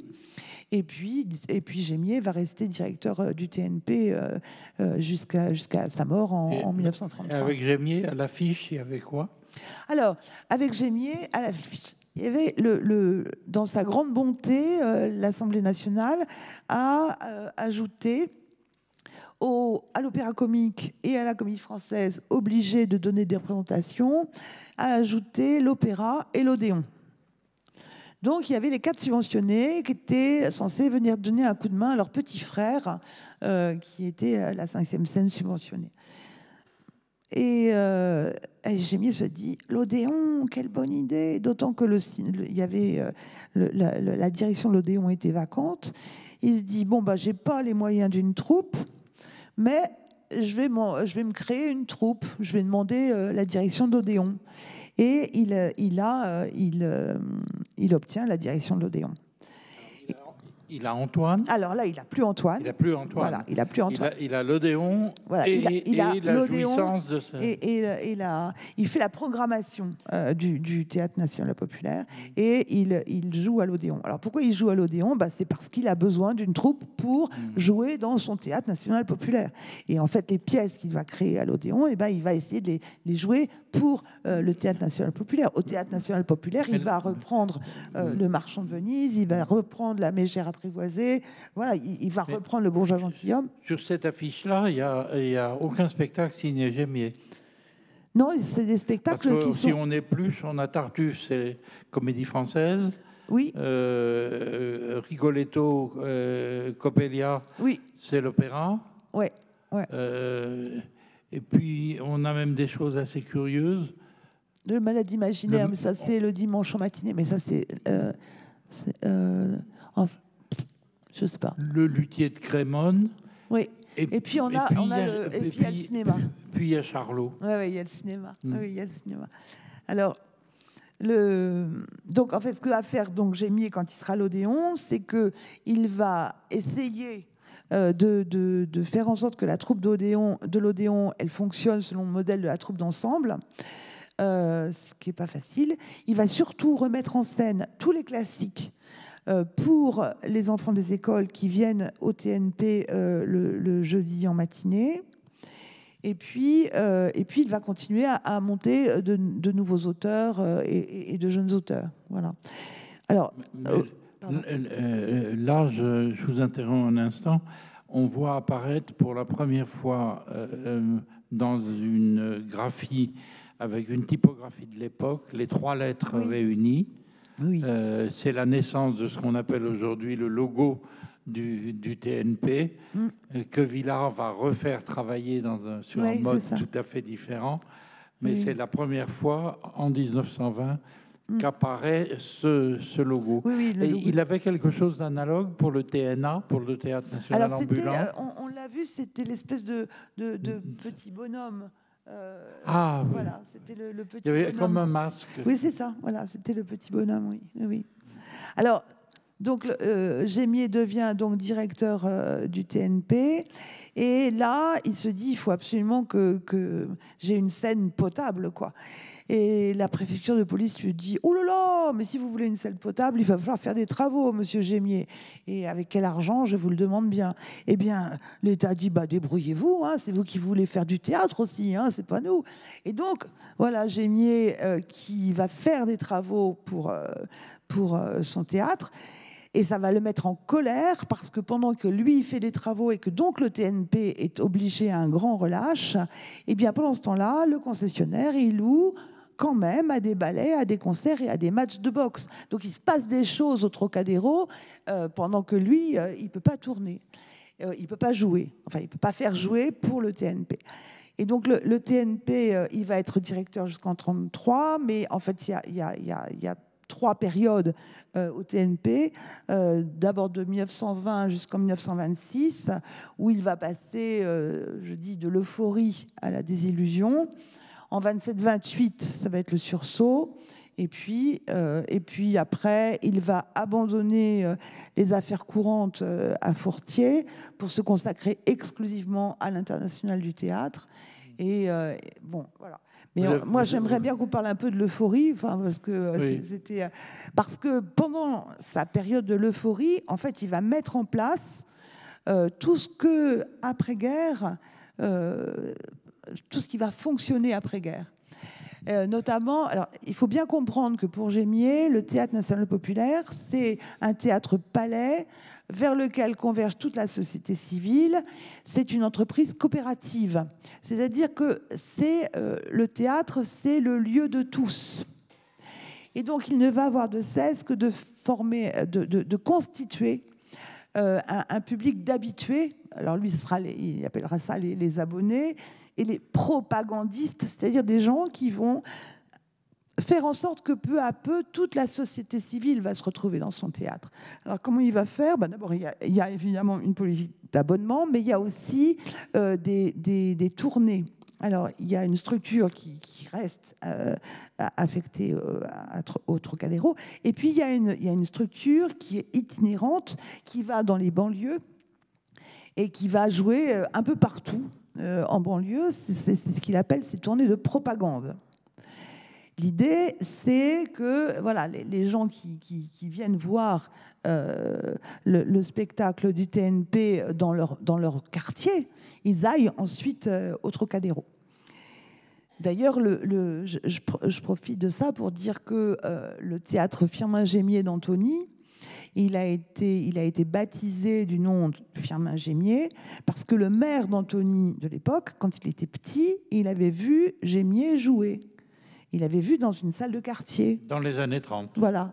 Et donc, et ça l'avait tellement frappé, cet acteur l'avait tellement frappé qu'il avait voulu donner son nom au théâtre. Voilà, donc faire des propagandistes. Il va inviter les cabinets de lecture, les cabinets de musique, les libraires à mettre les affiches du TNP en vitrine pour que les gens connaissent le programme et viennent au TNP. Voilà. Au TNP, au Trocadéro, il va faire réaliser donc des travaux de chauffage, d'acoustique. Il va faire installer une librairie et il va faire installer un buffet où on mange, dit-on, enfin c'est la publicité, hein, je n'ai pas mangé moi là-bas, où on mange, dit-on, des pâtisseries alsaciennes à prix réduit. Voilà, donc voilà. Et en plus, les gens, ils peuvent manger, quoi. C'est vraiment un lieu d'accueil, quoi. Et voilà, cette idée d'accueillir le public, c'est quelque chose qu'on aura évidemment avec Villard. Mais vous êtes en train de décrire des choses qui vont être réalisées par Villard, qui vont être prises presque entièrement, oui. Y compris la librairie par la liaison avec les éditions de l'Arche. Oui, tout à fait. Oui, tout à fait. Voilà, donc voilà ce qu'il essaye de faire. Et puis donc il donne beaucoup, hein, puisque remettre en scène tous les classiques pour les enfants le jeudi, sachant que la pièce elle changeait tous les jeudis, hein, c'est quand même pas rien. Et puis bon, évidemment à l'Odéon, il crée beaucoup. Alors le problème qu'il va y avoir, il va s'en apercevoir assez rapidement, eh bien, c'est que lui, il est encore dans son rêve de théâtre populaire, qui est le théâtre de la nation, le théâtre de la Révolution, etc. etc. Et puis, sauf qu'on est en 1920 et que le public, il a plutôt envie de rigoler que de non, pas que de réfléchir, mais que de s'intéresser à des choses tragiques. Hein. Et le public, il va sentir que le public le lâche peu à peu. Alors, au Trocadéro, il va essayer de faire une création originale. Il va utiliser le cinéma et le spectacle vivant. Comme vous avez vu la scène, hein, c'est un vaisseau. Et donc, on a un film qui est projeté. Et pendant que le film est projeté, dans la salle, parmi le public, il y a des gens qui dansent et qui chantent. Donc, il y a deux expériences. L'une qui s'appelle l'Empire du Soleil, l'autre qui s'appelle l'Ami Fritz. Donc Saint-Georges de Bouëlier dira plus tard que Gémier a dû abandonner parce qu'il était malade et que ça coûtait trop d'argent.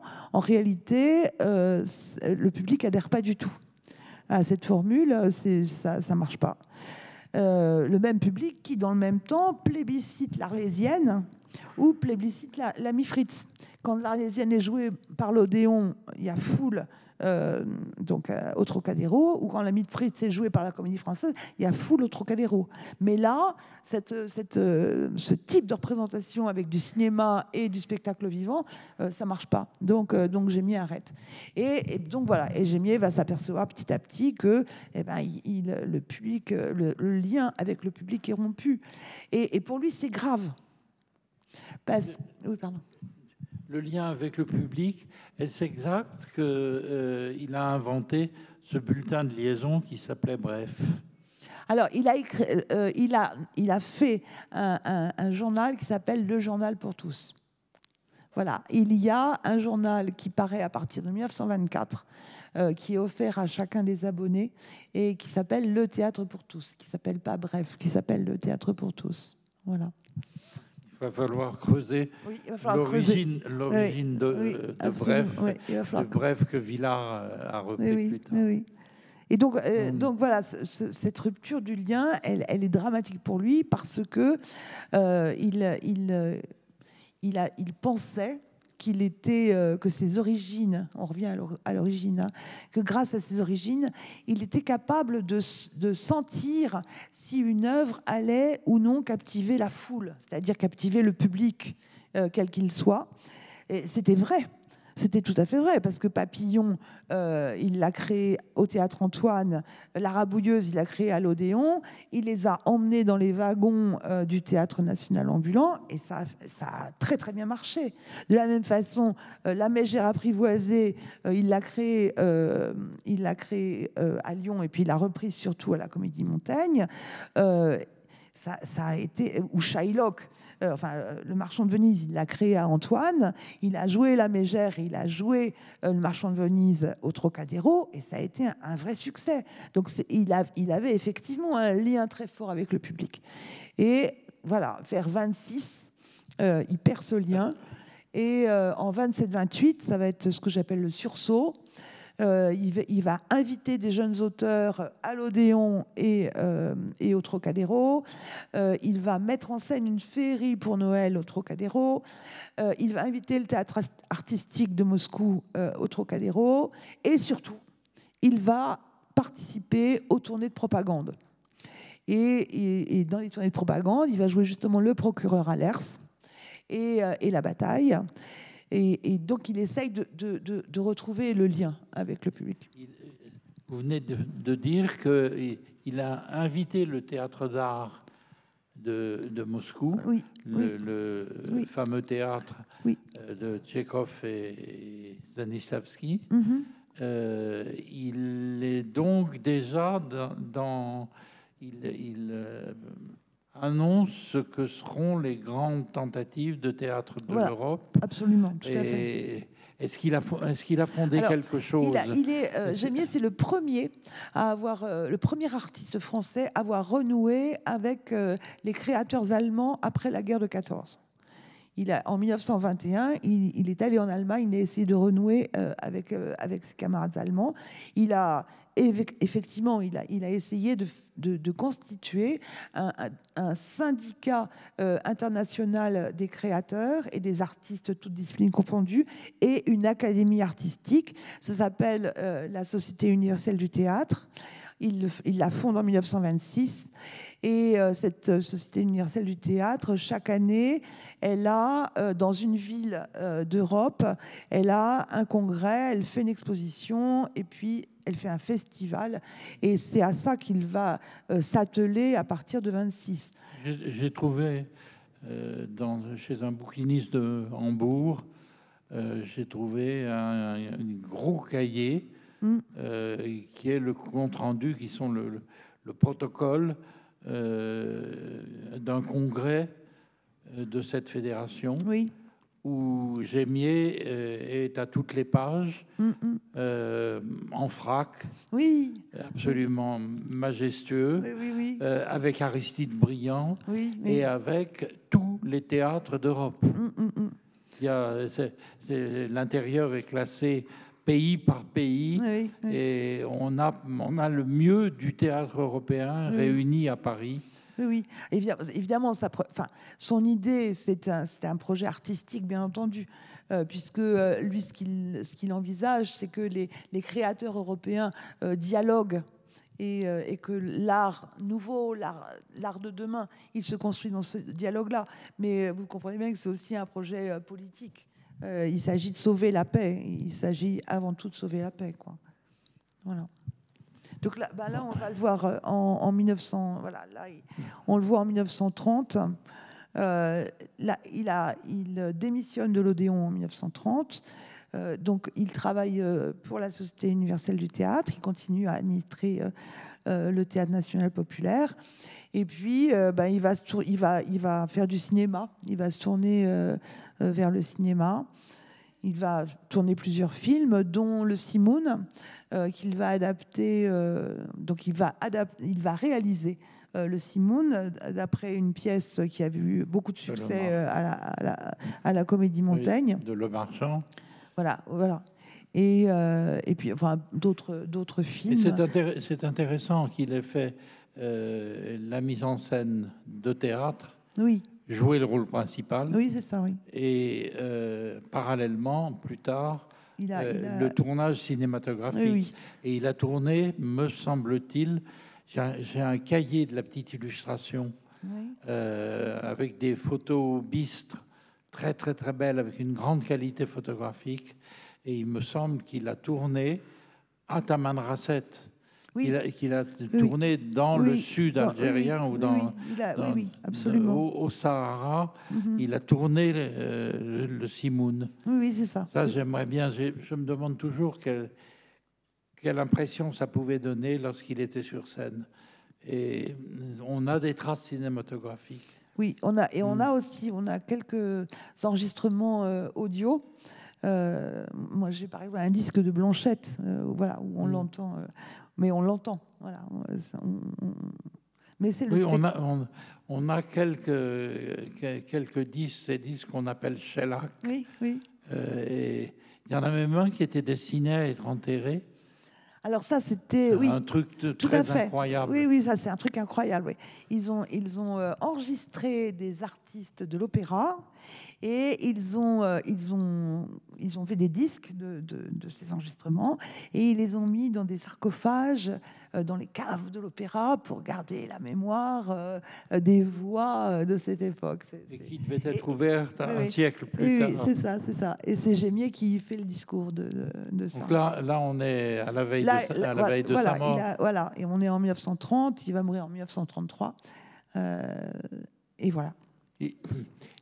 Il est mort. Il est mort subitement, il a eu une crise cardiaque. Une crise cardiaque. Oui, c'est ça. Et hier, j'essayais de me souvenir. Jouvet est mort d'une crise cardiaque dans son bureau, dans son bureau de l'Athénée. Vitesse est mort d'une rupture d'anévrisme.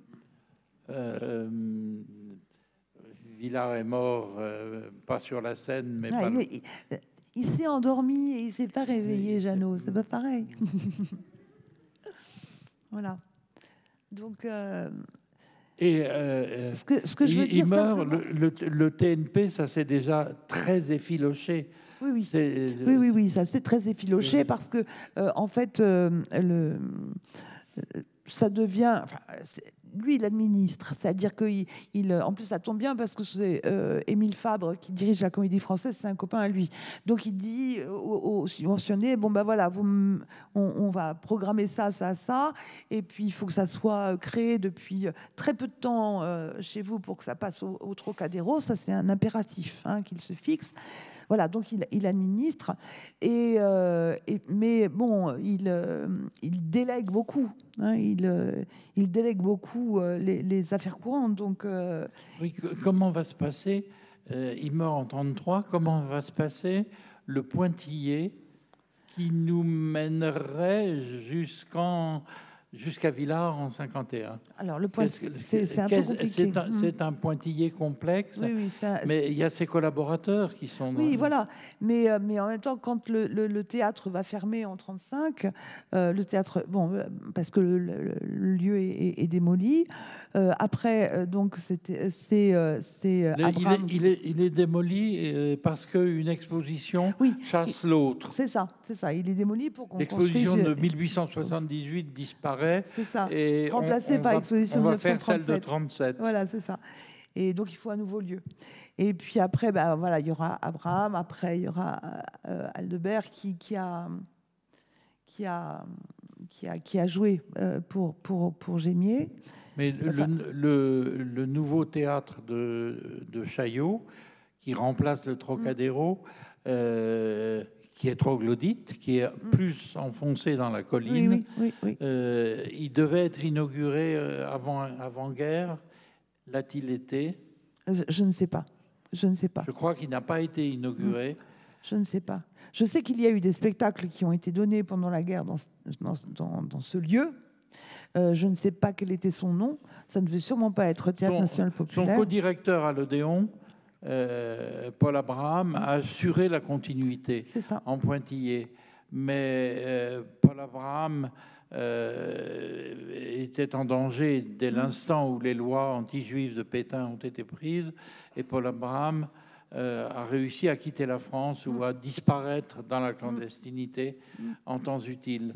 Et à ce moment-là, c'est un autre collaborateur de Gémier, Aldebert, qui s'est retrouvé à la tête de ce nouveau théâtre, mais qu'on n'appelait plus TNP, on l'appelait Théâtre National de Chaillot. Oui, qui ne s'appelait plus TNP. C'est Villars qui redonne au TNP son nom. Donc voilà, je voudrais juste dire, par rapport à cet homme-là, que c'est effectivement c'est un visionnaire du théâtre, un visionnaire de ce qui va se passer pour le TNP. Je crois qu'il a mis en place tout ce qui va se passer ensuite avec Villars. Mais je crois aussi que c'est un créateur. Je suis sûre que c'est un créateur. Et son rôle dans le théâtre français en tant que créateur, moi, je continue à penser qu'il est sous-estimé. Alors, on parle beaucoup d'Antoine, on parle de Copeau, on parle de Batty, on ne parle pas de Gémier, parce que Gémier, il n'a pas de formule toute prête, il n'a pas de modèle, il fait à l'instinct. Et surtout, ce qu'il fait, toutes les innovations qu'il apporte à la scène, ce sont des innovations qu'il soumet au public, qu'il soumet à la foule du public. Quand le public n'adhère pas, il n'insiste pas. Il va recommencer un peu plus tard, mais en tout cas, il est soumis au jugement de la foule. Parce que c'est un théâtre de la foule, c'est un théâtre de la foule en scène, mais c'est aussi un théâtre de la foule en salle. Et le jugement de le peuple, en tant que société civile, constituée de toutes les personnes qui constituent la société, eh bien, le peuple, c'est lui qui jugera son esthétique. Ce qu'il veut, c'est l'adhésion voilà, l'adhésion de ce public à son esthétique. Ce public qu'il envisage toujours comme des individus. C'est une somme d'individus. C'est simplement une somme d'individus qu'il veut faire fusionner fraternellement dans l'émotion au théâtre. Voilà, pour lui, c'est ça. Le projet, c'est ça. Et on en revient encore à Vaux. C'est-à-dire qu'en fait, c'est ça qu'il veut. Il voudrait que chaque représentation, ça soit ce qu'il a vécu à Vaux, le moment où tout le monde fusionne fraternellement dans une représentation. Il a très peu théorisé. Ah oui, non. Non. Enfin, si, il y a quelques textes théoriques, bien sûr. Il y en a quelques-uns. Mais il n'a pas du tout, hein, c'est pas du tout un ton théorique. Non. C'est beaucoup plus familier. C'est beaucoup... Oui. Non, il a pas l'air comme ça, mais c'est un rigolo. Hein.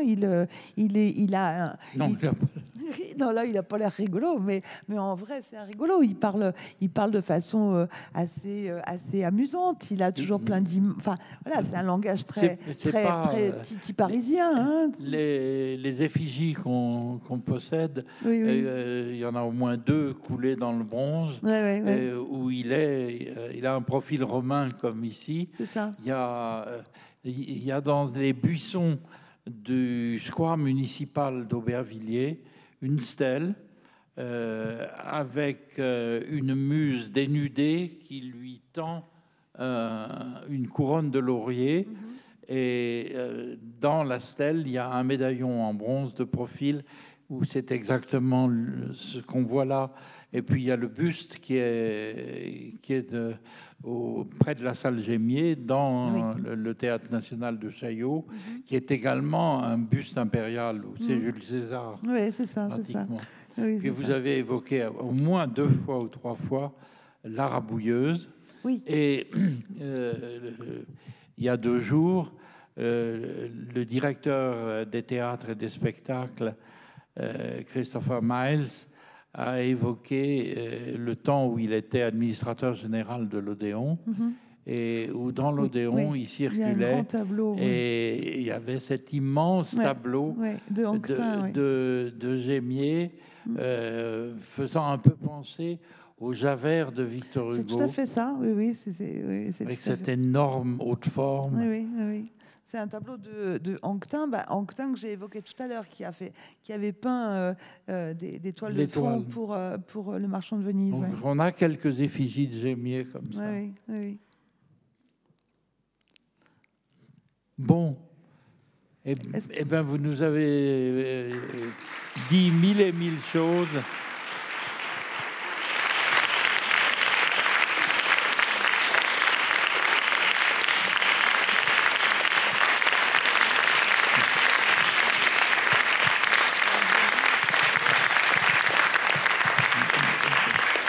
Dans les interventions qui vont suivre aujourd'hui, demain, on va entendre les traces de tout ce que les traces laissées par Gémier, où on va retrouver une grande partie des choses que vous nous avez dites.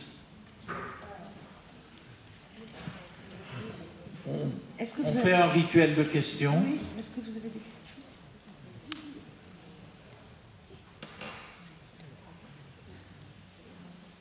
Parce que Catherine Zellner, c'est beaucoup plus de choses que ça. Oui. Vous insistez sur les rapports que Gémier entretenait avec Copeau. Vous disiez qu'ils étaient un peu tendus, alors qu'on peut imaginer que ces deux personnalités avaient comme désir commun le populaire et la décentralisation. En quoi ils ne se sont pas rencontrés véritablement? Oui. Vous demandez des précisions sur les relations entre Gémier et Copeau, parce que vous avez l'impression que l'un comme l'autre tendait vers un même théâtre populaire.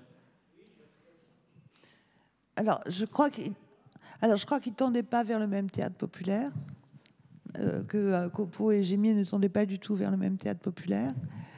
Je crois que Copeau méprisait copieusement Gémier, qui n'était pas un intellectuel et qui était un artisan de la scène, même si Copeau a revendiqué l'artisanat dans son travail. Gémier était beaucoup plus artisan que ne l'était Copeau. Gémier, lui, c'était comme vous l'avez vu, c'est quelqu'un qui a été plongé dans le théâtre quand il était tout petit et qui n'a pas arrêté, alors que Copeau, il est venu tardivement au théâtre. Quant à Gémier, je crois que il se méfiait de Copeau. Et comme vous avez rappelé tout à l'heure, Copeau, c'est quelqu'un qui écrit beaucoup, qui théorise beaucoup. Gémier, lui, il théorise pas. Et donc, je pense qu'il ressentait que Copeau appartenait à cette intelligentsia qu'il connaissait, qu'il fréquentait, mais à laquelle il n'adhérait pas. Il ne faisait pas de théâtre pour cette intelligentsia, il faisait du théâtre pour tout le monde. Et à l'époque, il était encore très... D'ailleurs, on l'a vu, hein, tant au Théâtre National ambulant Gémier qu'au Trocadéro, l'élite, elle n'était pas là, elle n'est pas venue, parce qu'on ne se mélangeait pas. Le peuple, enfin les classes laborieuses de la société et les classes cultivées de la société ne se mélangeaient pas. Le rêve de Gémier, le rêve de Potcher, le premier des philosophes de la nation et le dernier des portefaix de la Halle, c'était complètement... c'était Gémier, c'était pas Copeau. Même il faut rappeler peut-être des coïncidences. Oui. Le théâtre de Copeau précède de très peu la guerre. C'est à la veille de la guerre que le manifeste du Vieux Colombier est écrit. Et puis le théâtre de Copeau est né d'une grande revue intellectuelle, d'une revue littéraire. Ce sont donc déjà d'énormes différences. Il y a une différence d'âge très importante. Oui, tout à fait. Néanmoins, quand Gémier va écrire un texte après-guerre où il propose une fédération des théâtres d'art et où il propose à Copeau de participer avec lui à cette fédération des théâtres d'art. C'est-à-dire un cartel. Oui, c'est ça. Oui. Et il propose à Copeau de participer avec lui à cette fédération des théâtres d'art. Et c'est une proposition qui restera lettre morte. Copeau ne répondra pas à cette proposition. Parce que je crois qu'ils étaient de deux mondes extrêmement différents et qu'ils poursuivaient des buts qui étaient absolument différents. Tout à l'heure, je parlais du style Gémier. Il n'y en a pas. Il n'y a pas de style Gémier. On retrouve, j'ai insisté sur la mise en scène du personnage de la foule, mais il a monté des tas de choses qui étaient extrêmement différentes. Alors que Copeau, on a un style Copeau. On a une façon de faire Copeau. Voilà. Ne serait-ce que ça. Par rapport au métier, il y a une grande différence là. Je suis très impressionné par les jauges. Oui. On vous annoncez des chiffres qui sont presque inconcevables. Le palais des fêtes du Trocadéro, 4300 places. C'est énorme. La salle troglodyte du palais de Chaillot, 2500 places. Moi, j'étais gamin, j'étais en 6e ou en 5e lorsque j'ai vu les représentations de Villard. On était dans une foule absolument folle. C'était un immense cinéma ou une salle des fêtes, mais on était absolument tout petit et très loin de la scène. Chez Copeau, le Vieux Colombier, c'est le Vieux Colombier, c'est un théâtre de poche. Pratiquement. Donc, il s'adressait à des auditoires complètement différents. Oui. D'ailleurs, quand Copeau est en tournée, voilà, tout à fait. Même quand les Copiaux tournent, ils ne tournent pas pour l'ensemble des citoyens de la nation. Ils jouent devant un public qui est un public ou ouvrier ou rural, mais qui est un public qui est constitué, qui a une particularité, alors que Gémier, lui, il joue pour tous les publics. justement, au Théâtre National Ambulant, il dit « Je veux intéresser les Bretons aussi bien que les Gascons, les Lorrains aussi bien que les Normands. » Et voilà, il est dans une autre perspective. Je crois que ça aussi, c'est une très très grande différence.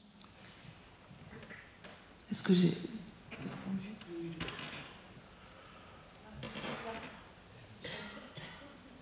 Oui.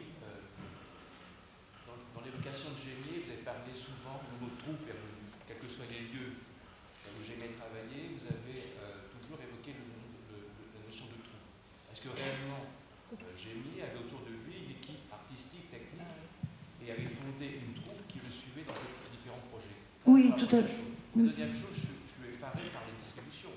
Dans un théâtre privé, à l'époque, il n'y avait pas de financement public, se permettre. Alors peut-être que ce sont les photos qui témoignent d'événements grandioses, peut-être pas le quotidien de la troupe, mais quand on voit les distributions que dans le privé on se permettait à l'époque, dans le public actuellement c'est irréalisable. Oui, oui. Alors sur la troupe, oui, c'est justement le principe même de la troupe d'ensemble. C'est-à-dire que la troupe du Théâtre Antoine, la troupe que va constituer, par exemple, voilà, la troupe de la Renaissance, il y a une partie de la troupe de la Renaissance qui vient du Théâtre Libre. Ce sont ses anciens camarades du Théâtre Libre qui le suivent à la Renaissance. Et là, il fait une troupe d'ensemble. Quand il va être au Théâtre Antoine, c'est la même chose. Il va faire une troupe qui va le suivre tout le temps, qui va toujours accompagner ses projets. C'est toujours les mêmes acteurs qui vont intervenir avec lui. Donc, il a effectivement une troupe. Alors, quant au nombre de gens sur la scène, je crois que c'est...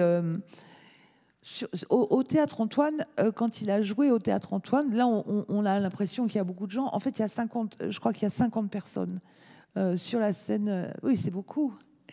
Mais c'est 50 personnes dont les danseuses, elles sont de l'opéra. Donc, il leur donne un cachet. Enfin, elles sont payées à la vacation. Les artistes, les sportifs d'Oedipe, à ma connaissance, il n'y avait que les grands sportifs qui étaient rétribués. Les autres étaient bénévoles. C'était des compagnies sportives qui intervenaient. Oui, des associations. Oui, des associations qui intervenaient. Voilà, mais vous avez raison, c'était un budget. Mais je pense que c'était aussi un budget à la hauteur de l'événement. C'est-à-dire qu'il avait... Gémier, c'est quelqu'un qui sait faire les comptes. Donc, il avait dû calculer et ça passait. Donc, il avait calculé qu'avec tout ce monde-là, ça passait. Et quand il va arriver à l'Odéon et qu'il va essayer de faire une troupe d'ensemble de la troupe de l'Odéon, ça ne va pas marcher du tout. Parce qu'à l'Odéon, les acteurs, ils voient d'abord leur volontariat, leur notoriété personnelle. C'est ça qui est le plus important pour eux. Donc la troupe d'ensemble... Alors, il va y avoir quelques spectacles qui vont marcher, notamment le Molière, par lequel il va commencer sa direction de l'Odéon. Et il va essayer, par exemple, de faire chanter des chansons populaires, des chansons de café-concert. Il va les faire chanter par les artistes de l'Odéon, parce qu'il a un côté un peu provocateur, Gémier, toujours. Et ben ça va marcher. Mais après, quand il fera les vieilles chansons françaises, ça ne marchera pas. Donc, il y a une chose... alors qu'il aurait pris la troupe du Théâtre Antoine, ça aurait marché. Il y a une chose sur laquelle il faudrait, je pense, insister, c'est que ça s'appelle Théâtre National Populaire. En réalité, il y a 4 nationaux. Opéra comique, Comédie Française, Odéon. Oui. Il y aura 4 nationaux jusque dans les années 50, jusque dans les années 60. Officiellement, il y a 5 nationaux à partir de 1920. Oui, mais c'est un leurre.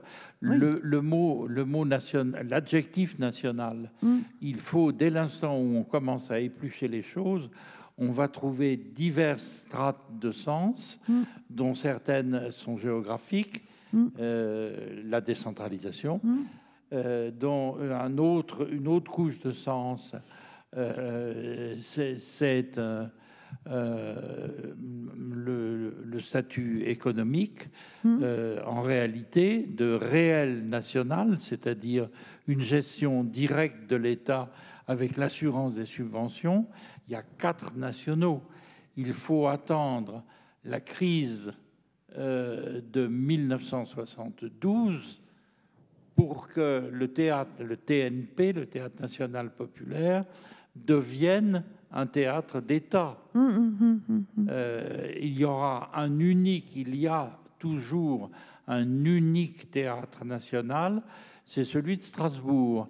Ça a été arraché par Gignoux, son directeur, dans la crise de 1968, où Gignoux a accroché Malraux dans un couloir en lui disant « Maintenant, nous voulons être théâtre national à Strasbourg ». Réponse positive de Malraux, tout le monde l'a entendu. Donc, le Centre dramatique de Strasbourg devient un théâtre d'État, mais pas avec la subvention. Il y aura encore 2 ans avant que l'État lâche la subvention. Et ici, vous n'êtes pas dans un théâtre géré par l'État. C'est une société anonyme. C'est un statut curieux, peut-être délégation de service public, mais ce n'est pas un théâtre national au même sens que les nationaux qui sont maintenant 5, 6 à Paris et 1 en province. Donc ça, c'est une chose sur laquelle il faut insister.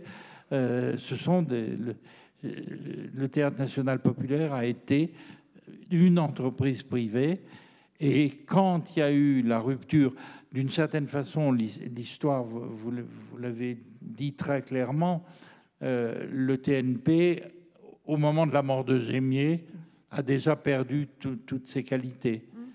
Il va y avoir une renaissance du TNP. Et quand en 72, il y a un transfert, ce n'est pas la continuité, ni de Gémier, ni de Villars. Oui, c'est autre chose. C'est une autre histoire. Si vous voulez, il y a eu un arbre qui a poussé sur les bords de la Seine, dans la colline de Chaillot, et il a connu plusieurs avatars. Il va être repris par Vitesse, on l'entendra cet après-midi. Et puis il y a un autre arbre qui a poussé entre Rhône et Saône, et qui est différent. Donc c'est un point. Il faut se méfier beaucoup de l'adjectif national. Ah oui, mais les centres dramatiques nationaux ne sont pas des théâtres nationaux.